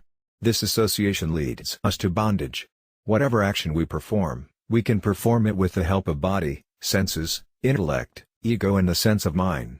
Whatever is achieved by action is perishable because every action has a beginning and an end. The fruit of an action is also perishable. Renunciation leads to salvation. If we don't get attached to objects and actions, the evolutes of nature, our salvation is self-evident. It is our sense of mind and egoism which lead us to bondage. We ourselves can renounce them. If we don't renounce them, even the preceptor or saints or God can't free us from them. God can't force us to renounce them, but He can free us if we exclusively depend on Him. Saintly people don't impose their views on anyone, but they solve our problems, remove our doubts and give good advice to us for our welfare. Similarly, God also does not enforce His views and snatch freedom from us. But if we give freedom to Him by taking refuge in Him, He will certainly help us and lead us to salvation. Our egoistic notion and the sense of mind lead us to degradation. If we renounce them in any way, we'll attain salvation. This is something so uncommon that can't describe its glory. If we renounce attachment to the body totally, generally the body will not be ill. Similarly, if we renounce attachment to the senses, mind, and intellect, they will be free from evils. In the same way, if we renounce attachment to Venus, it will be free from evil. The main point is that the root of evil or impurity is our attachment to them. If we renounce attachment, the sense of mind, and egoism totally, salvation will be axiomatic. We don't pay attention to this point. If we pay attention to it, we shall be able to understand it. Now a question may arise that if all beings attain salvation, they will be free from the cycle of birth and death and thus the world will cease to exist. The reason they give for it is that the population will decrease and finally no beings will be left behind as they will attain salvation. They hold the view that it is not a fact that beings are not reborn after attaining salvation. According to them, they are not reborn up to final dissolution, but they are again born at the time of new creation. According to them, salvation is artificial and it is attained by efforts, so how can it be permanent? But the fact is that salvation is self-evident and natural while making efforts is unnatural. If you destroy this unnaturalness, naturalness will remain as it is. Understand the topic deeply. You are worried about the money which you regard as yours. Are you worried about the lot of money which is in the world? No. Why? The cause of worry is not money but attachment to it. You feel happy and sad at the profit and loss of those whom you regard as yours. But you remain unaffected at the loss or profit or even death of those whom you don't regard as yours. It is only attachment or the sense of mind which leads to bondage, otherwise there is no bondage. It is very easy to renounce attachment to people and objects etc., and we are free in it. But we remain dependent because we want to derive pleasure from them. We can't escape dependence if we indulge in pleasures that are contact bomb. The Lord clearly declares, Ye hi samspargaja bhage dukhayonaya evate, adyantavannakanti anatesuraramate but a vertical bar. Gita 5:22. The delights that are contact bomb are only sources of pain, they have a beginning and an end, O son of Kunti, no wise man delights in them. He who does not delight in contact-born pleasures attains salvation. It is attachment to pleasures which leads to bondage. Declare time and again that even having studied sacred books, listened to discourses and lectures, could not know the root of bondage. I could discover it after a long time that it is desire for contact-bomb pleasures which is the cause of bondage. Believe in it fully. Listener, it seems that what you say is right. Swamiji, if it is so, why do you remain perturbed? Try to find out the root of the evil. Think over it and you will find that it is either attachment or partiality or desire which is the root of bondage. Listener, when we get restless for God, the mundane pleasures deviate us from that restlessness. What should we do at such time? Swamiji, don't get entangled in pleasures. Try to wipe out attachment which is the root of desire for pleasures. If you alone try to find out the solution to the problem, it is difficult. But this sort of discussion as we are having is very useful. Have had this experience, so should you have. Though preaching a sermon according to me is not good, as in it the preacher considers himself wiser than the audience and is proud of his superiority which may lead him to degradation, yet I have a certain reason for it. By discussion, the subject is clear. Exchange of views benefits everyone. This discussion should take place on the basis of equality rather than the superior dictating the inferior. No one should hold the view that he knows more than others. But if we want to know more, this exchange of views, discussion, enhances knowledge of all of us. Listener, We are constantly reminded of the pleasure enjoyed in the past. What to do? Swamiji, the pleasure has borne a bad fruit. The pleasure enjoyed in the past has left a bad impression on you. You have not yet got rid of that impression. So you should renounce attachment to pleasures. Now the question is how to renounce attachment to pleasure which entraps you though you know its evil effect. The simple and easy method to renounce it, is to do good to others. You should think how to do good and render service to others including your parents, wife, children, relatives, friends, neighbors and the world at large. Have a strong inclination to honor and praise others. By doing so, your attachment to pleasure will be renounced. Tulasidas in the Vinaya-Patrika declares, you love to be worshipped more than you love to worship others. Vinaya-Patrika 158, you have a keener desire to enjoy pleasures yourself than to provide happiness to others. If you reverse the order, the things can be set right. Listener, enjoyment provides immediate pleasure but the act of providing happiness to others does not provide immediate happiness to us. Swamiji, a boy does not feel happy while he studies but he feels happy while he plays. When he continues his studies under the loving care of teachers and passes some examinations, he develops a taste for studies and feels happy. First it is just like licking a rock which tastes neither sweet nor salty. But you start even licking it if you believe in your well-wisher who asks you to do so. Similarly God is our well-wisher. His utterances are for our benediction. So act according to his ordinance. He in the Gita declares, the sattvika happiness is like poison at first but like nectar at the end. Gita 18:37. I could not first understand why the Lord declared it to be like poison at first. But on reflection I could know that it is difficult to renounce rajasika and tamasika happiness, so the sattvika happiness appears to be like poison at first. Always think of the good, welfare and comfort of others. The Lord declares, those who remain engrossed in the welfare of others attain me. Gita 12/4. We should do good even to those who cause suffering to us. Lord Shiva in the Ramakaratammanasa says to Uma, the greatness of a saint is that he returns good for evil. Manasa 5/40/4. The persons who return good for evil become saintly. Welfare of others involves our own welfare. When we see our face in the mirror, looking glass, if we face the east, the image in the looking glass is reflected in the west. Similarly our left part appears to be right while the right appears to be left. Thus if we follow the reflected image, it will take us to the reverse direction. In the same way in the mirror of the world it appears pleasant to enjoy pleasures but it appears unpleasant to provide happiness or comfort to others. So if we act according to it, we will have to meet with an evil destiny because we have taken the reverse direction at the outset. It appears that we shall attain our selfish motive and feel happy but in fact it will bear painful fruit. So if we want to attain salvation we will have to change the order otherwise we will have to face calamities.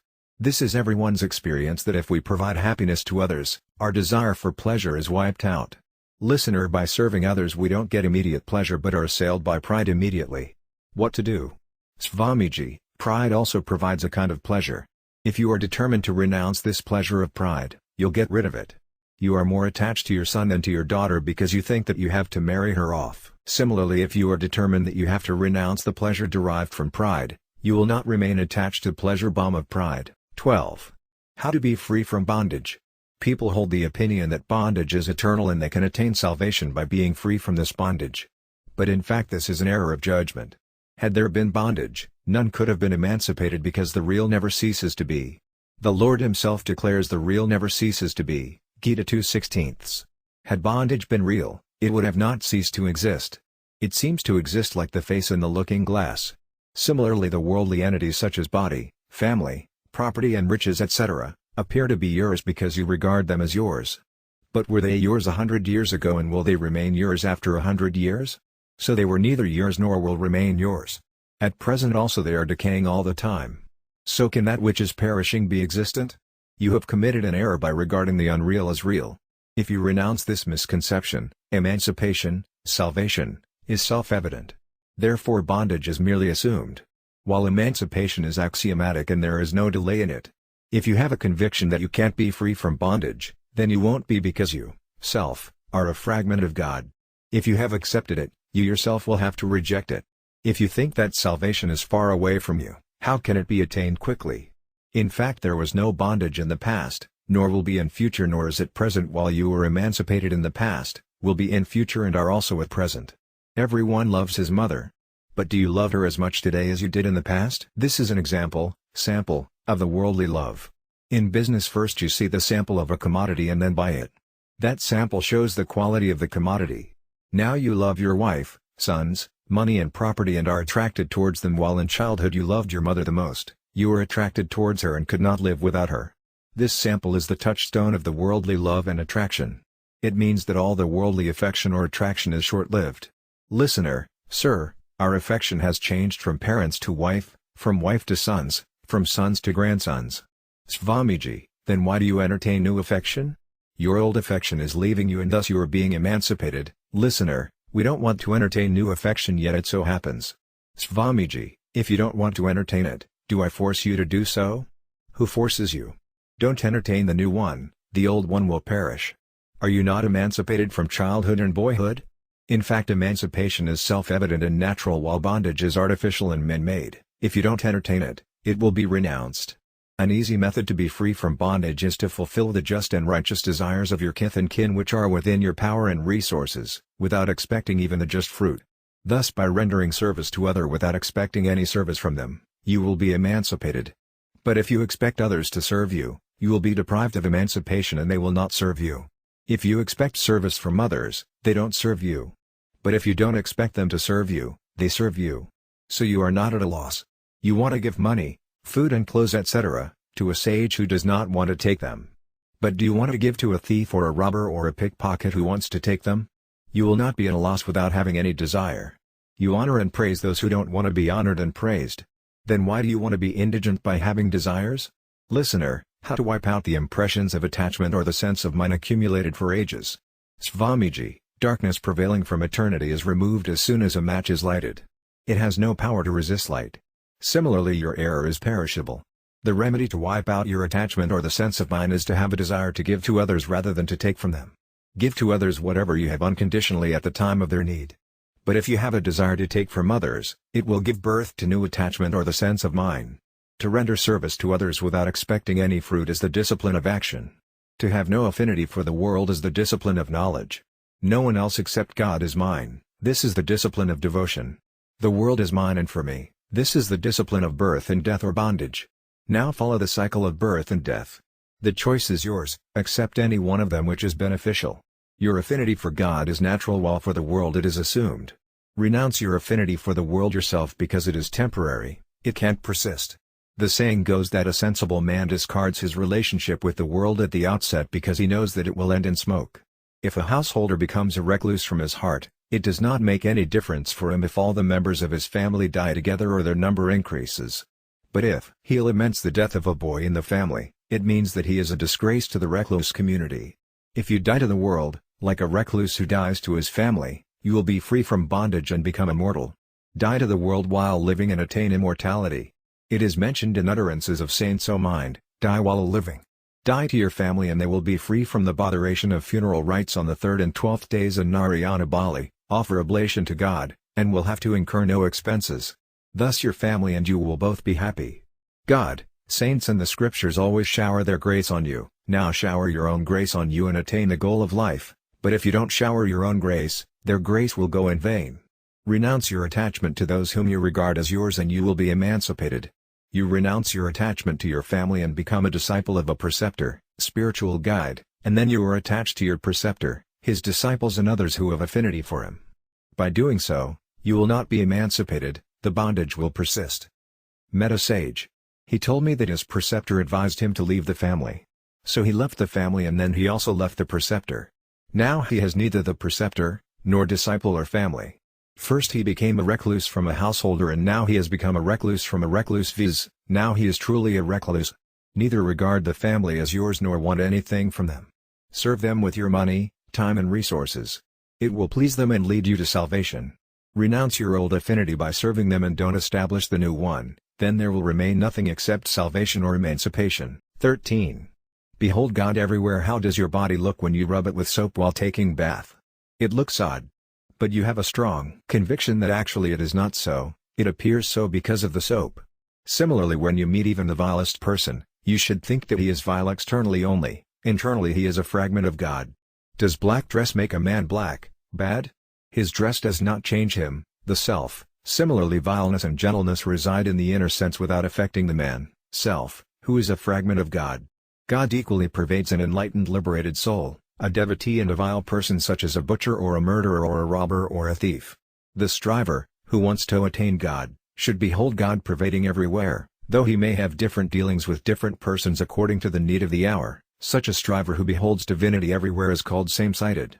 Those who arrange dinners and marriages on an equal footing with people, without following the ordinance of the scriptures, are samavarti, concurrent, rather than samadarsi, same-sighted. The god of death is called concurrent, Samavani Paradarat, Amarakosa January 1, 1958, because death is identical for all beings. Therefore the wise are called same-sighted while the god of death is called concurrent. Why are the wise same-sighted? Because they behold God in all beings. While seeing a vile person, if you have ill feelings for him, it means that you are not same-sighted and you are not a striver having curiosity to know God, at least at that time. There is an illustration to make the point clear.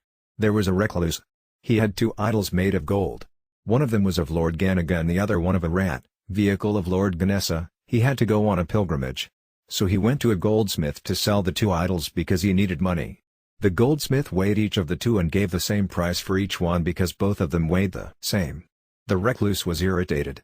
He said, "How can Lord Ganesha and his vehicle, rat, be equally valued?" The goldsmith said, "Sir, we don't value Lord Ganesh and the rat, we value gold." As a goldsmith does not value the idols but he values gold, so does a striver. Instead of beholding beings, behold God who pervades all beings. God is seated in the hearts of all. This is something of a very high standard. If you can't understand it, at least understand all are gods. This is easy to understand. Now the question arises why they are spoiled if they are gods. The answer is that excessive fondling has spoiled them. Though they are spoiled, yet they are gods. So you should behave with them properly by regarding them as gods. As we serve our dearest brother suffering from plague with every precaution by hating his terrible disease, so should we think of the welfare of the spoiled persons from our heart, though our external behavior towards them may be different. God is the disinterested friend of all beings, Gita 5:29. In the same way saints are the disinterested friends of all beings, Srimad Bhagavata March 25, 2021. A disinterested friend is he who thinks for the welfare of others and renders service to them without expecting anything desirable for himself and without thinking how they behave and act. The modes of service are different. If you beat a thief and robber, it means that you render service to them. The reason is that you do so in order to reform them, to do good to them and to lead them to salvation. Don't you slap your son when he disobeys you? Do you have the feeling of hostility towards him at that time? In fact, you slap him because you love him much. God also adopts such a reformative method. A woman being pleased with playing children, gives sweets to all of them. But if they behave naughtily, she slaps only her son. Similarly, if God's ordinance seems to be against you, it means that he loves you very much. We should behave towards others according to the status, but we have no right to find fault with them. In a dramatic company, 2 actors act as Meghanada and Lakshmana. While playing their role they are hostile to each other and challenge each other. They also use arms and weapons against each other. But are they really hostile towards each other? When the play is over, they live and eat together in a friendly manner because they have no hostility towards each other at all. It has been said for saints, the worldly people can't judge saints by their behavior. Their external behavior is just like that of the worldly people, but their internal behavior is reverse. They behave just like common people, but from within they behold God everywhere. So they have no ill will to anyone and they are friendly and compassionate to all. The Lord declares the same, a devotee hates no being and he is friendly and compassionate to all beings, Gita 12:13. They think of doing good to others from their heart. Now the question is how to become same-sighted. You should have a firm conviction, I am a striver to know the divine essence and God pervades everywhere. Now how to behold God pervading everywhere? Listen to me, the man is, in this expression is viz, existence does not perish. The man may be bad or good, vile or virtuous, but in it his isness, existence, never perishes. This isness remains in objects of the best and the worst type. The form of those objects changes, but their isness, existence, does not change. Burn rubbish and it will be reduced to ashes. Its form will change but its existence will remain the same. That existence is God's. Always, keep an eye on that existence. Nature undergoes all modifications. Nature in brief includes objects and actions. Both of the objects and actions undergo changes while God, ever remains the same. So perceive that existence. There is certainly a difference between a man and a bird or a beast, between a living man and a dead man. But does it make any difference in existence? Similarly, there is a difference between prophet and Jas, birth of a grandson and death of a son, but what difference does it make in the knowledge of the two? Your dealings with others will be according to the role you have been entrusted with on the world stage. If you are a recluse, you will act as a recluse. But if you are a householder, you will act according to the circumstances as a householder. But have a firm belief that God pervades everywhere in the form of truth, knowledge and bliss. Existence is of two kinds, imaginary and real. A child is born. Existence of the child is imaginary because he had no existence before birth. Then he becomes young. Thus this existence which undergoes changes is an imaginary existence of nature, while God's existence which never changes is real. A striver perceives the spiritual real existence while a worldly-minded person perceives the mundane imaginary existence. Physically a mother, a sister and a wife seem alike, but this is beastly viewpoint, while subtly they are totally different from each other, and this is human viewpoint. A striver perceives divinity and so he beholds God everywhere. Lord Krishna in the Gita declares, "He who beholds me in all beings and beholds all beings in me, am never out of sight of him, nor is he ever out of sight of me." Gita 6:30. A boy said to his mother, "I want jaggery." The mother said, "Take a few grains of gvara, a note like animal food, and receive jaggery in exchange." He went to the grocer. He weighed those grains and gave him jaggery of equal price. The boy thought that the grocer was a fool because he gave him jaggery in exchange for grains of animal food. But the grocer makes a profit 2 times. He buys the grains cheap and sells the jaggery at a high rate. He has the least concern with commodities, he thinks of earning maximum money. Similarly, a striver has nothing to do with the world, he has to attain God who pervades everywhere. A striver should have fair dealings with others, appropriate to the occasion without bothering whether he is honored or dishonored. He who honors and praises us emaciates our virtues, while he who dishonors us destroys our sins. So is he who destroys our sins not our benefactor. He who troubles us, insults us, censures us and slights us is indeed our benefactor, as he destroys our sins and we have not to make any effort for it. It is indeed very kind of him that he is doing good to us unintentionally. There is a vital point to understand, that no circumstances are ominous for a striver. All circumstances, whether good or bad, favorable or unfavorable, are the means to attain the goal of life. So a striver should always remain alert, because alertness is the means to attain the goal. The saints declare, "Always remain awake, have devotion for God's devotees and be free from the pairs of opposites."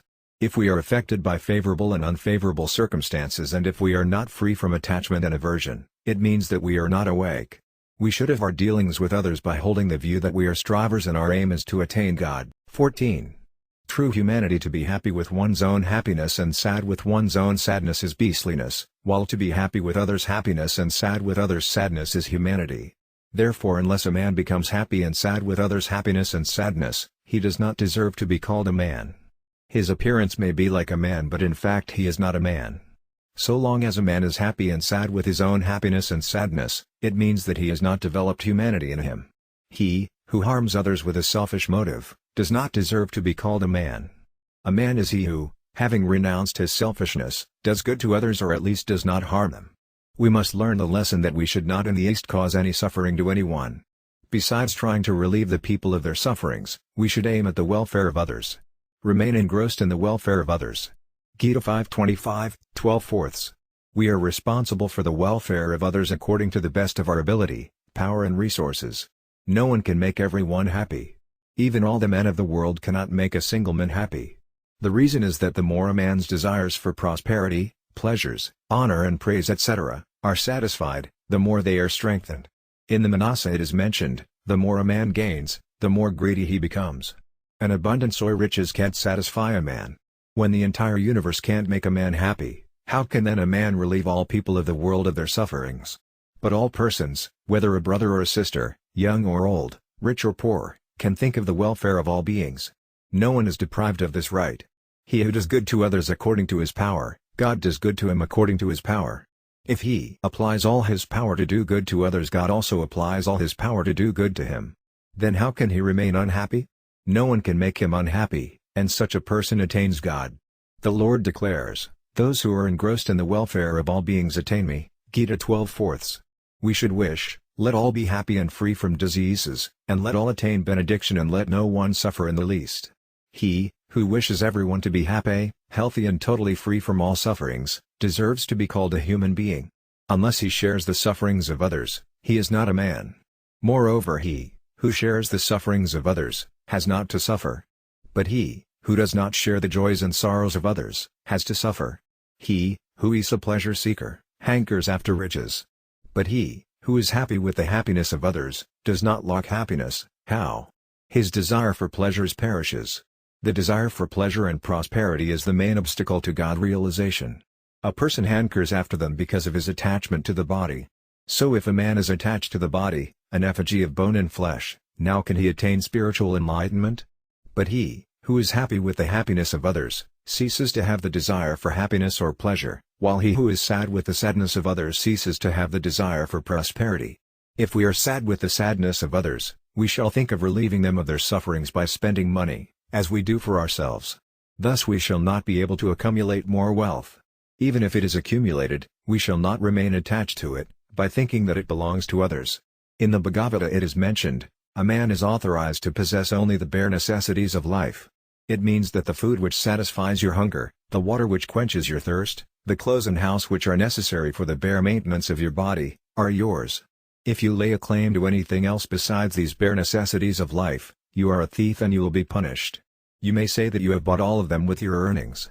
But how are they yours? Did you bring even a single thread with you when you were born? Will you carry even a single cowrie with you when you die?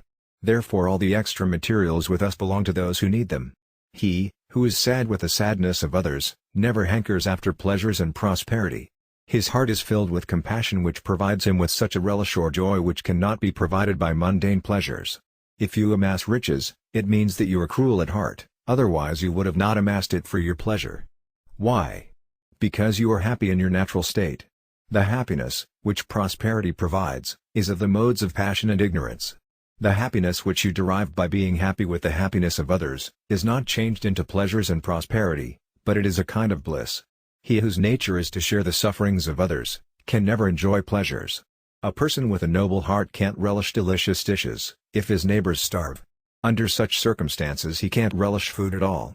But those people, who cause sufferings to others, rejoice in their sufferings. Such people, who cause sufferings to others for their own happiness, dishonor others for their own honor, blame others for their own praise, dismiss others for their own position, are not human beings at all. They don't deserve even to be called human beings. They are ugly beasts because they have neither horns nor tails. They possess human body and beastly nature. Birds and beasts are purified by reaping the fruit of their sinful actions. But vile persons, who cause sufferings to others, pave the way to hells by committing new sins. In the Ramakaratammanasa Lord Rama says to Vibhishana, copyright dear friend, it is better to live in hell but let Providence not give us the company of vile persons. Manasa 5/45/4. It is vile to be happy and sad with one's own happiness and sadness.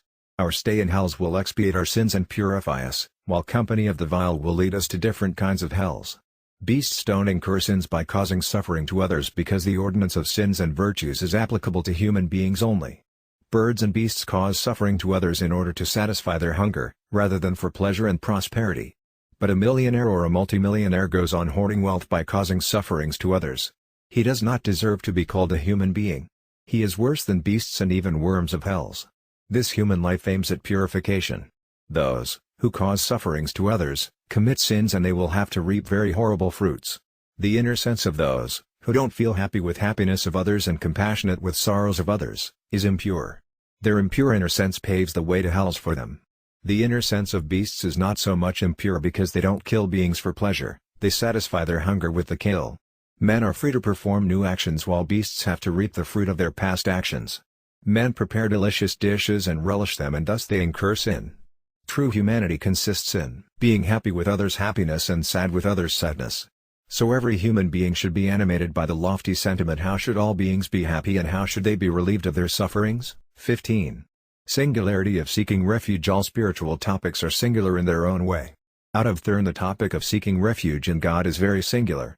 In seeking refuge 2 points are proved, first theism and secondly the nature of seeking shelter. How is theism proved? Every being considers someone superior to him and depends on him. It is also noticed in birds and beasts. When we lived at Bundi, all saints including me were sleeping. There a tiger was seen. The 2 dogs that were there, being frightened, came very close to us because dogs and donkeys are a tiger's feed. Being frightened, all birds, beasts and creatures seek shelter.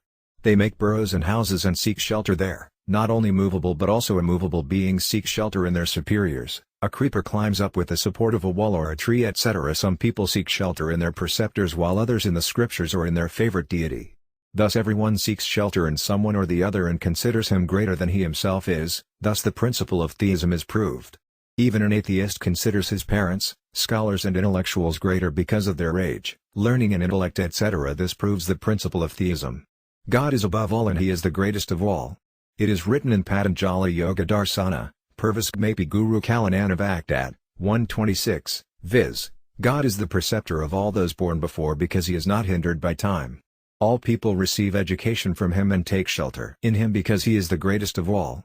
So a person should also take shelter in him, otherwise he will have to seek shelter in worldly persons and objects such as sons, grandsons, rank, ability, intellect, power and wealth that day. Thus he will become a slave to them. He thinks that he is their master but indeed he is their slave. How? If he is great because of money, it means that his greatness depends on money. If he loses money he does not remain great anymore. Thus money is greater than he, and he is a slave to it. All other supports except God are imperfect, because no one except God, who is above all, is perfect. Sons, grandsons, rank, ability, and power of the society, arms and weapons etc., are insignificant and imperfect. If you seek shelter in God's holy feet, you need not seek shelter anywhere else. Sugriva sought shelter in Lord Rama, who said to him, "O friend, don't grieve by depending on my strength, I'll solve your problem in all possible way." Manasa 4/6/5. No one except God can support you here as well as hereafter. Leaving aside such God who is above all, he, who seeks shelter in other insignificant persons and objects, and proclaims himself great because of them, is in one way an atheist. Had he been a believer in God, he would have sought refuge only in God.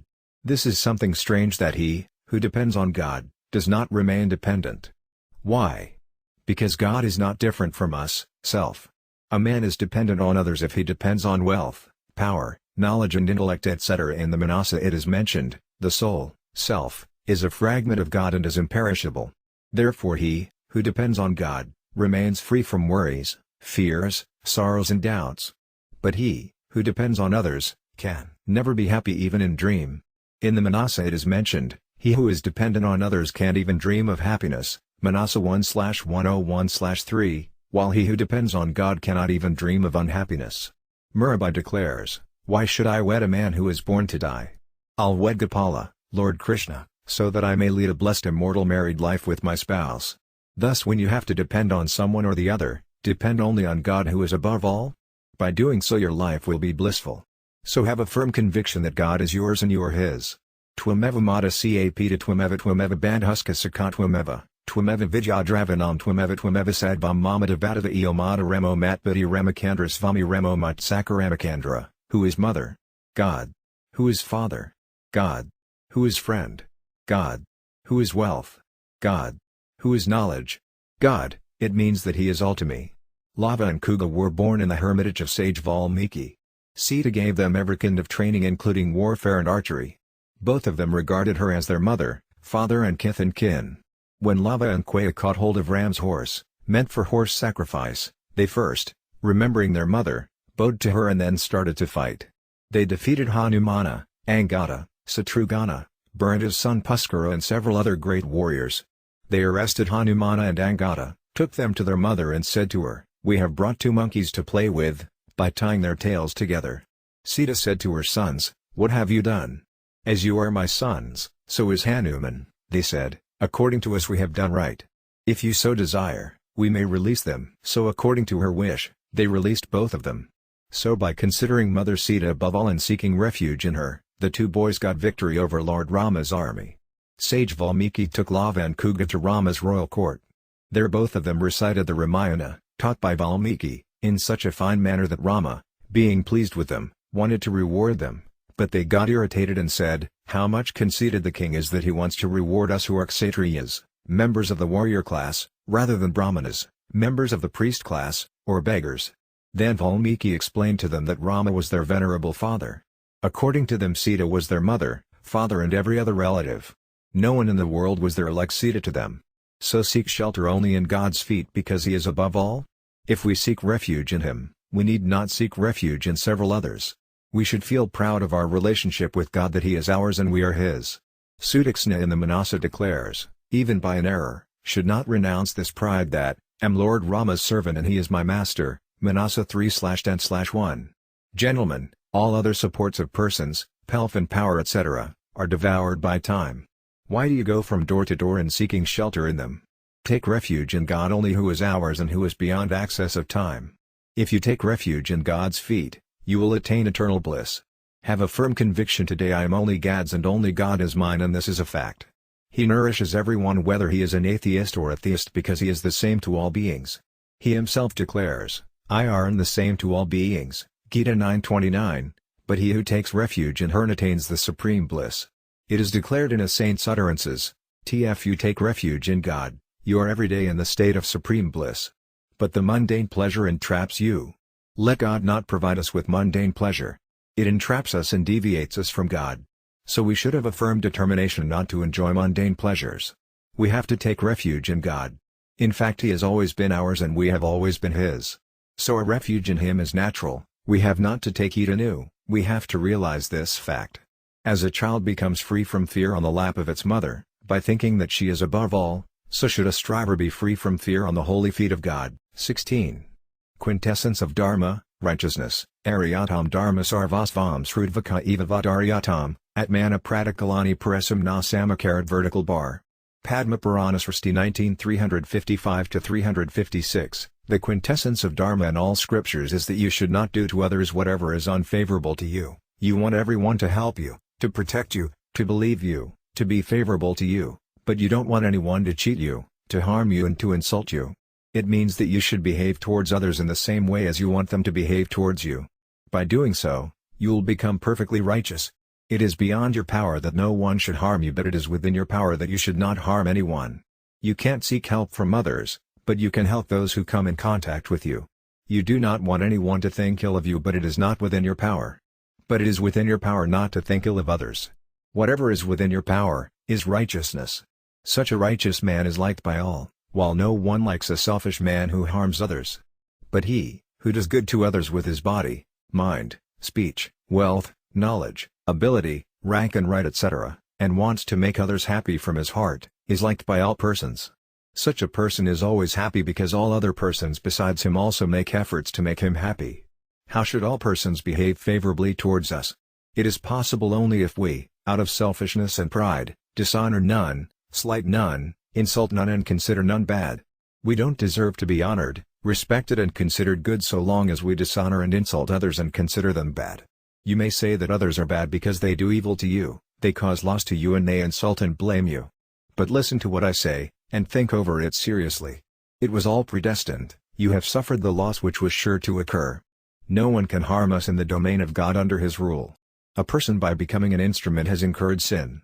So we should take pity on such a misquieted person and give right guidance to him so that he may not incur such sins in future.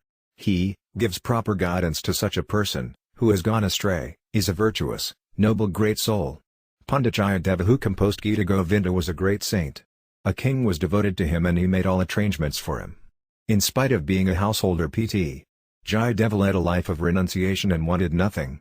His wife was very chaste as their marriage was arranged by God because they did not want to get married. One day the king gave him a lot of wealth and jewels worth lakhs of rupees. When he was carrying them home through a forest, some robbers grabbed the wealth and jewels. The robbers thought that if he remained alive, he would get them arrested since he was the king's preceptor. So they chopped off both his arms and hurled him into a dry well. After a day or two the king with his retinue came to that forest. When they dropped the water vessel into the well to take water, Jayadeva said, "Brothers, be careful lest your water vessel should hurt me, there is no water in the well." Hearing the voice they knew that it was Pt. Jayadeva who was speaking. They reported to the king. He was taken out of the well. The king asked him how it had all happened. He only said that it was the fruit of his actions. The king took him home and served him with proper treatment and diet. One day those robbers who had chopped Pt. Jayadeva's arms, disguised as ascetics, were going somewhere. The king and Jayadeva both saw them. Jayadeva recognized them and said to the king, "You always insist on giving me wealth. So you can give wealth to these 4 friends of mine. It does not make any difference for you whether you give it to me or to my friends." The king was astonished because he had never requested the king to give anything either to him or to anyone else. The king called them. When they came, they saw Pt. Jayadeva with his chopped-off arms. So they were frightened to death, thinking of the calamity that would befall them.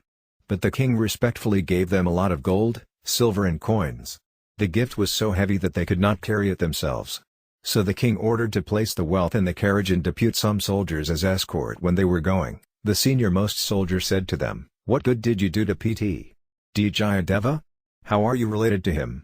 Today we saw something in him contrary to his nature. Have known him for many years, but he had never made such a request. What is the matter?" First they began to look at each other, and then they said, "One day we saved him from the jaws of death. Only his arms were chopped off. Had we not saved him, he would have been put to death." The earth could not bear their blatant lie. It split open and they were contained in it. Then the soldiers were in the difficulty where to carry that wealth. Finally they returned and narrated the incident to Pt. Jayadeva. Hearing it, he began to weep bitterly. When he began to wipe his tears, his arms were restored. The king was astonished when he saw this. He asked Pt. Jayadeva, "Why are you weeping bitterly at the demise of your friends when you preach us not to grieve on such occasions?" Jayadeva replied, "Those 4 men, robbers, robbed me of my wealth and chopped off my arms." The king again astonishingly asked, "Then why did you call them friends?" Jayadeva replied, "A person preaches by speech while the other one by action. The latter is superior to the former. Myself should have chopped off the hands with which, took wealth and jewels from you. They were kind enough to me that they grabbed the wealth besides chopping off my arms, and thus my sins were expiated. So, called them friends. I wept as they lost their life because of me, who is called a good, pious and righteous soul. So, prayed to God by weeping, to pardon me for my guilt due to which 4 men had to lose their life. Moreover, people should not call such a vile man as virtuous. Could do nothing but pray to God." The king again astonishingly asked, "How have you restored your arms if you are guilty?" He replied, "God takes no heed of a person's crimes, sins and demerits. It is by his grace that my arms were restored." The king again asked, "Why did you tell me to give them a lot of wealth?" He replied, "O king, they were greedy of wealth. So in order to grab money they would chop off the arms of someone else. Therefore, requested you to give them a lot of wealth so that they could be refrained from committing murder of an innocent person. As for as I am conceived, was rightly punished for my sin." The king again astonishingly asked, "Why had you not told me all this?" Pt. Jayadeva replied, "Had I told you, you instead of giving them wealth, would have punished them, which I did not wish. They expiated my sins and preached me by action. Reaped the fruit of my sinful actions. So, should feel thankful to them that they purified me of my sins. Otherwise, in the domain of God in His presence no one can punish anyone wrongly." This anecdote illustrates the point that no one can give us pleasure or pain, and those who think otherwise are wicked. Sukhasaya dukasaya na kopi data paro dada titi kubudi rasa dada hyatma. 2/6/6. We have to suffer because of our evil actions of the past, but he, who becomes an instrument in it, should be pitied because he copyright has incurred sin for nothing. It is mentioned in the Ramakaratammanasa that while going into exile Lord Rama stayed at night with Gua, the king of Nasadas. Gua said, "Stupid Kaketi acted malignantly because she has been the cause of Rama's suffering while he should have led a happy life." Manasa 291. Then Lakshmana said, "O brother, no one can cause happiness or suffering to others, everyone reaps the fruit of his own actions." Manasa 2/91/2. Therefore he who thinks that others trouble him, insult him, blame him and harm him, possesses a mean, bad, intellect. In fact, no one can harm us in the domains of God. The pain we have to suffer is the fruit of our past sinful actions, and we are purified by reaping this fruit. So we should be happy and feel thankful to such persons who insult and blame us. We suffer because of our evil actions. But if we blame, insult and harm such a person who harms us, our inner sense will be defiled and we will do harm to ourselves. So saints return good for evil. Lord Shiva declares in the Manasa, "O Uma, Parvati, this is magnanimity of saints that they return good for evil." Manasa 5/40/4. We should also have such a saintly nature of returning good for evil. So we should think of the welfare of others without troubling anyone with body, mind and speech.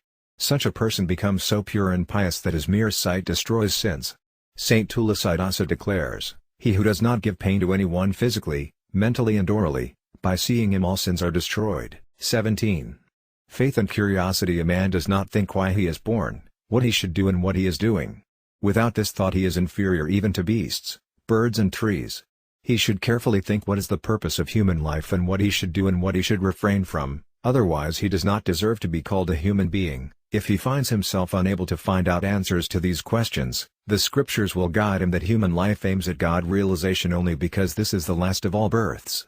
At the beginning of creation, the Creator, Brahma created mankind with sacrifice, Gita 3/10, viz., duty and agent, doer, were born together. Duty is innate. The difficulty that you feel in performing your duty is because you have assumed your relationship with the world, otherwise you, self, and your duty are natural. You yourself make it unnatural. If you think over it seriously, you will attain the aim of life. There are two ways, one of faith and the other of curiosity. In faith there is no room for doubt. Faith with doubt is not revealed as faith. But where there is doubt, there is curiosity. In the discipline of devotion there is predominance of faith and doubtlessness, while in the discipline of knowledge there is predominance of curiosity and doubt. If a striver mixes up faith and curiosity both, his life does not remain pure, it becomes impure, confused. We have either faith or no faith in a thing which we can't know with our outer and inner senses. We have either faith or have no faith in God's existence. Whether God exists or not, is something pertaining to curiosity rather than to faith. We have doubt about the existence of soul or the world. That lamb is beyond doubt, but what am I? Is doubted. The soul, self, and the world are known by curiosity. We are totally free whether we believe in God's existence or not. The reason is that we know nothing about Him and we can only believe in the entity about which we know nothing. It is indeed very wonderful that we do not doubt the entity in which we believe. We assume without doubt that the wife and sons are ours. But this assumption or belief is short-lived because the world, wife and sons etc., is perishable, while the assumption that God is ours is permanent because He is imperishable. When this assumption becomes firm, God is attained. Have heard saints saying that if we accept God as ours, the responsibility goes to Him to make us realize the self. A striver without doubt accepts God exists. If we accept God's existence, our faith is developed in Him. Our faith in the world does not stay because we know that these persons and objects etc. did not exist nor will exist, and at present also they are constantly moving towards destruction. But the scriptures, saints and theists declare that God existed, will exist and also exists. When our faith in Him is established, we develop the sense of mind for Him that God is ours. The soul is a fragment of God, Gita 15/7, so we are His. Therefore theists should have a firm conviction that God exists and He is theirs. With such a firm conviction they can't live without Him in the same way as a baby can't live without its mother and her lap. The thought, whether it deserves her lap or no, never comes to its mind. We as strivers should have a firm faith that God exists, He is ours and He will be certainly attained by us. This belief that God is ours is superior to renunciation, penances, vows, fasts and endurance etc. There is no alternative to it. Those, who practice spiritual discipline, will reap the fruit according to the efforts they make, but those, who consider God theirs, will attain Him without any efforts and will have a full claim on Him. Such devotees are like a child that lays a full claim to its mother and thinks that it can force her to do what it wants. What power does the child possess? His power lies in weeping. Even the wicked person can do so. Does it need any force? A child by merely weeping forces its mother to fulfill its desire. Similarly, if by becoming gods, we have a burning sensation of restlessness to behold and attain Her, it will destroy our sins of endless births and make us pure. The fire of restlessness destroys our sins more quickly than curiosity does. When curiosity by intensifying becomes so strong that we are identified with it, then only curiosity remains, and then we become totally free from all sins and flaws and attain spiritual enlightenment. So long as egoistic notion am inquisitive persists, spiritual enlightenment is not revealed. But when it is renounced, spiritual enlightenment is revealed. When either curiosity or faith is intensified, the reality will be revealed. In that state both the men, one with faith and the other one with curiosity, will perform their duty scrupulously. The man who has unflinching faith in God does not perform his duty by regarding it as duty, but he weeps because of his separation from Him. His duty culminates in weeping. He yearns for God realization only, he relishes nothing except God's memory. He gets so much restless time and again that he feels neither hungry nor sleepy. This restlessness is immensely powerful. Adoration, renunciation, penance, pilgrimage and fasts etc. are good means to destroy sins, but they bear fruit gradually while the fire of restlessness reduces all sins to ashes quickly. Listener, how to cause such restlessness? Swamiji, cease deriving pleasure of the contact of senses with their objects. So long as you breathe and work hard, you automatically feel hungry and thirsty. But if you form the bad habit of eating something or the other all day long, you lose your appetite. If you, having renounced this bad habit, start taking the moderate regular diet, you will regain your appetite. Similarly, if you renounce the desire for pleasure, prosperity, praise, honor, comforts and indolence etc., and be moderate and regular in diet and sleep without deriving pleasure from them, restlessness will be aroused. We know that all the mundane possessions such as the body, property, family etc., are perishable. But we, attaching importance to them, have a desire for them, and dishonor our own knowledge. If we renounce the desire for the perishable world, we have the pangs of separation from God. Our desire or hope for the world is the only obstacle to it. We commit a deadly sin because we have a desire to procure and protect the perishable. What can be a greater calamity and more deadly sin than this, that we depend on our sons, grandsons, wealth, knowledge, ability, rank and right etc., that are transient, and we commit crimes such as falsehood, fraud and forgery for them. Our union with them is temporary, and it will certainly change into disunion. When? We don't know. Yet we depend on them, and thus we dishonor our knowledge, which is a worse crime than sins. He who, instead of believing in the existence of God, believes in the existence of the world, is a great murderer and sinner. You know that the world and bodies are perishable, yet you want to derive pleasure from them by depending on them. You yourself will have to renounce this dependence. If you are deficient in knowledge, God, saints and scriptures will guide you. But none except you will have to accept this fact. This you will have to do yourself. 18. Harm. By attaching importance to the perishable, we commit an error when we attach more importance to the kaleidoscopic and perishable world and body than the unchangeable and imperishable soul. We regard the body's honor and dishonor as our own. Thus, by attaching importance to the insentient and the unreal, we slight the sentient and the real. This basic error gives birth to several other errors. The saying goes, if something goes wrong at the root, it can't be reformed even though millions of methods are applied. In the same way as Lord Vishnu, disguised as a dwarf, was called a dwarf though he became so tall that he measured the entire universe with his 3 steps. This was God's tallest incarnation, known as Trivikrama, but this was called dwarfish incarnation because he came as a dwarf at the beginning. Similarly, you have committed the basic error that you have attached importance to the insentient. This basic error will lead you to endless errors. It is your own experience that the body changes while you, self, remain the same. But you, instead of attaching importance to the self, attach importance to the body and identify the self with it. So you say that you are big or small, healthy or sick, honored or dishonored and so on. It is because of this error of identifying the self with the body and its name that even divine discourses don't have their due effect on you. The body and name both are changeable and perishable. But you have attached so much importance to them that you neglect the real, which will never cease to exist. Your identification with the body and name will lead you to the cycle of birth and death as well as to hells.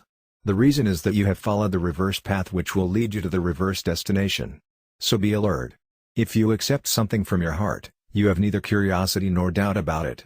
So accept God's existence without doubt in the same way as you accept that you are married. Once you are enlightened, there remains no ignorance. Similarly, if you have accepted something once, it cannot be denied. The path of acceptance and the path of knowledge, these are 2 different paths. We have to accept God, God's existence, and know the self and the world. Pay attention to the 3 important points. We neither possess these things, nor will possess them, and now also they are moving away from us. Our life period has been reduced since we came over here, and death has approached nearer. The body is constantly decaying. The Lord declares, these bodies are perishable, Gita 2:18. But we, instead of attaching importance to the imperishable, are attaching importance to the perishable. This is an error of judgment. If we rectify this error, everything will be okay. The self, soul, rather than the body attains salvation. You have followed the reverse path by identifying the self with the body. It will lead you to bondage. So follow the right path, or know what is bondage and what is emancipation, salvation, and you will attain the goal of life. There were 2 ants. One of them lived on the mountain of sugar candy while the other on the mountain of salt. The former invited the latter by praising the sweetness of sugar candy. The latter asked whether it was sweeter than salt. The former replied that there was no sweetness in salt at all. The second ant went to the first ant, and there it tasted sugar candy, but it did not find any difference in taste. The first ant was astonished to know this. Then it came to know that the second ant had a fragment of salt in its mouth. When it took out the fragment of salt and then tasted sugar candy, it indeed tasted very sweet. The first one again asked, "How does it taste?" The second one said, "Don't make a noise now, let me taste it." Similarly, you listen to divine discourses by holding the fragment of salt that the body is real, its honor or dishonor or comfort or discomfort is real. This is so because you identify the self with the body. You keep good company by having this assumption of the identity of the self with the body. In fact, this is association with the evil, unreal, rather than good, real. When you have a firm conviction, assumption, in a thing, you have neither doubt nor curiosity about it. You neither doubt your name nor have any curiosity to know how and why it is so. Once you get married, you don't doubt whether you are married or not and why and how she is your wife. Similarly, when you identify yourself with the body, you regard its honor or dishonor, praise or blame etc., as your own, of the self, without doubt. This is the result of artificial assumption. But if you accept the fact God is ours and we are God's, you will attain the supreme bliss. So be alert at once, otherwise it will be too late to mend. The thing that is born, made, and then perishes requires action and time. But spiritual enlightenment is spontaneous and axiomatic, and it needs no action or time. The body undergoes birth and death while the self remains the same. The Lord declares, the multitude of beings, coming forth again and again, merges, Gita 8:19. It means that the body takes birth and dies while the soul, self, remains the same. So you should have a firm conviction that you, self, are different from the body. So how does it make any difference for you, self, if the body is honored or dishonored in the same way as honor or dishonor does not make any difference for stone? You should accept the truth that God is yours. If you don't understand it, obey the scriptures and saints. Then they will shoulder the responsibility and lead you to God realization. Otherwise you yourself will be responsible for the evil consequences and you will have to suffer. You or even the great scientists can't prove that the body is I. How can you prove the wrong to be right? You have caught hold of something reverse by identifying yourself with your name, body, caste, order of life, stage of life and country etc., and you are not prepared to loosen your hold, viz., renounce it. Though you listen to the gospel preached by saints. Now there is no question of having any curiosity. But you doubt God's existence, which is beyond doubt. If you have to doubt the world's existence or your judgment. You should be curious to know these two. You may be a believer or a non-believer, but don't follow the path reverse to the right one. The world or the body is perishable, because it neither existed nor will exist, so how can it exist at present? If you understand this fact in right perspective, everything will be okay.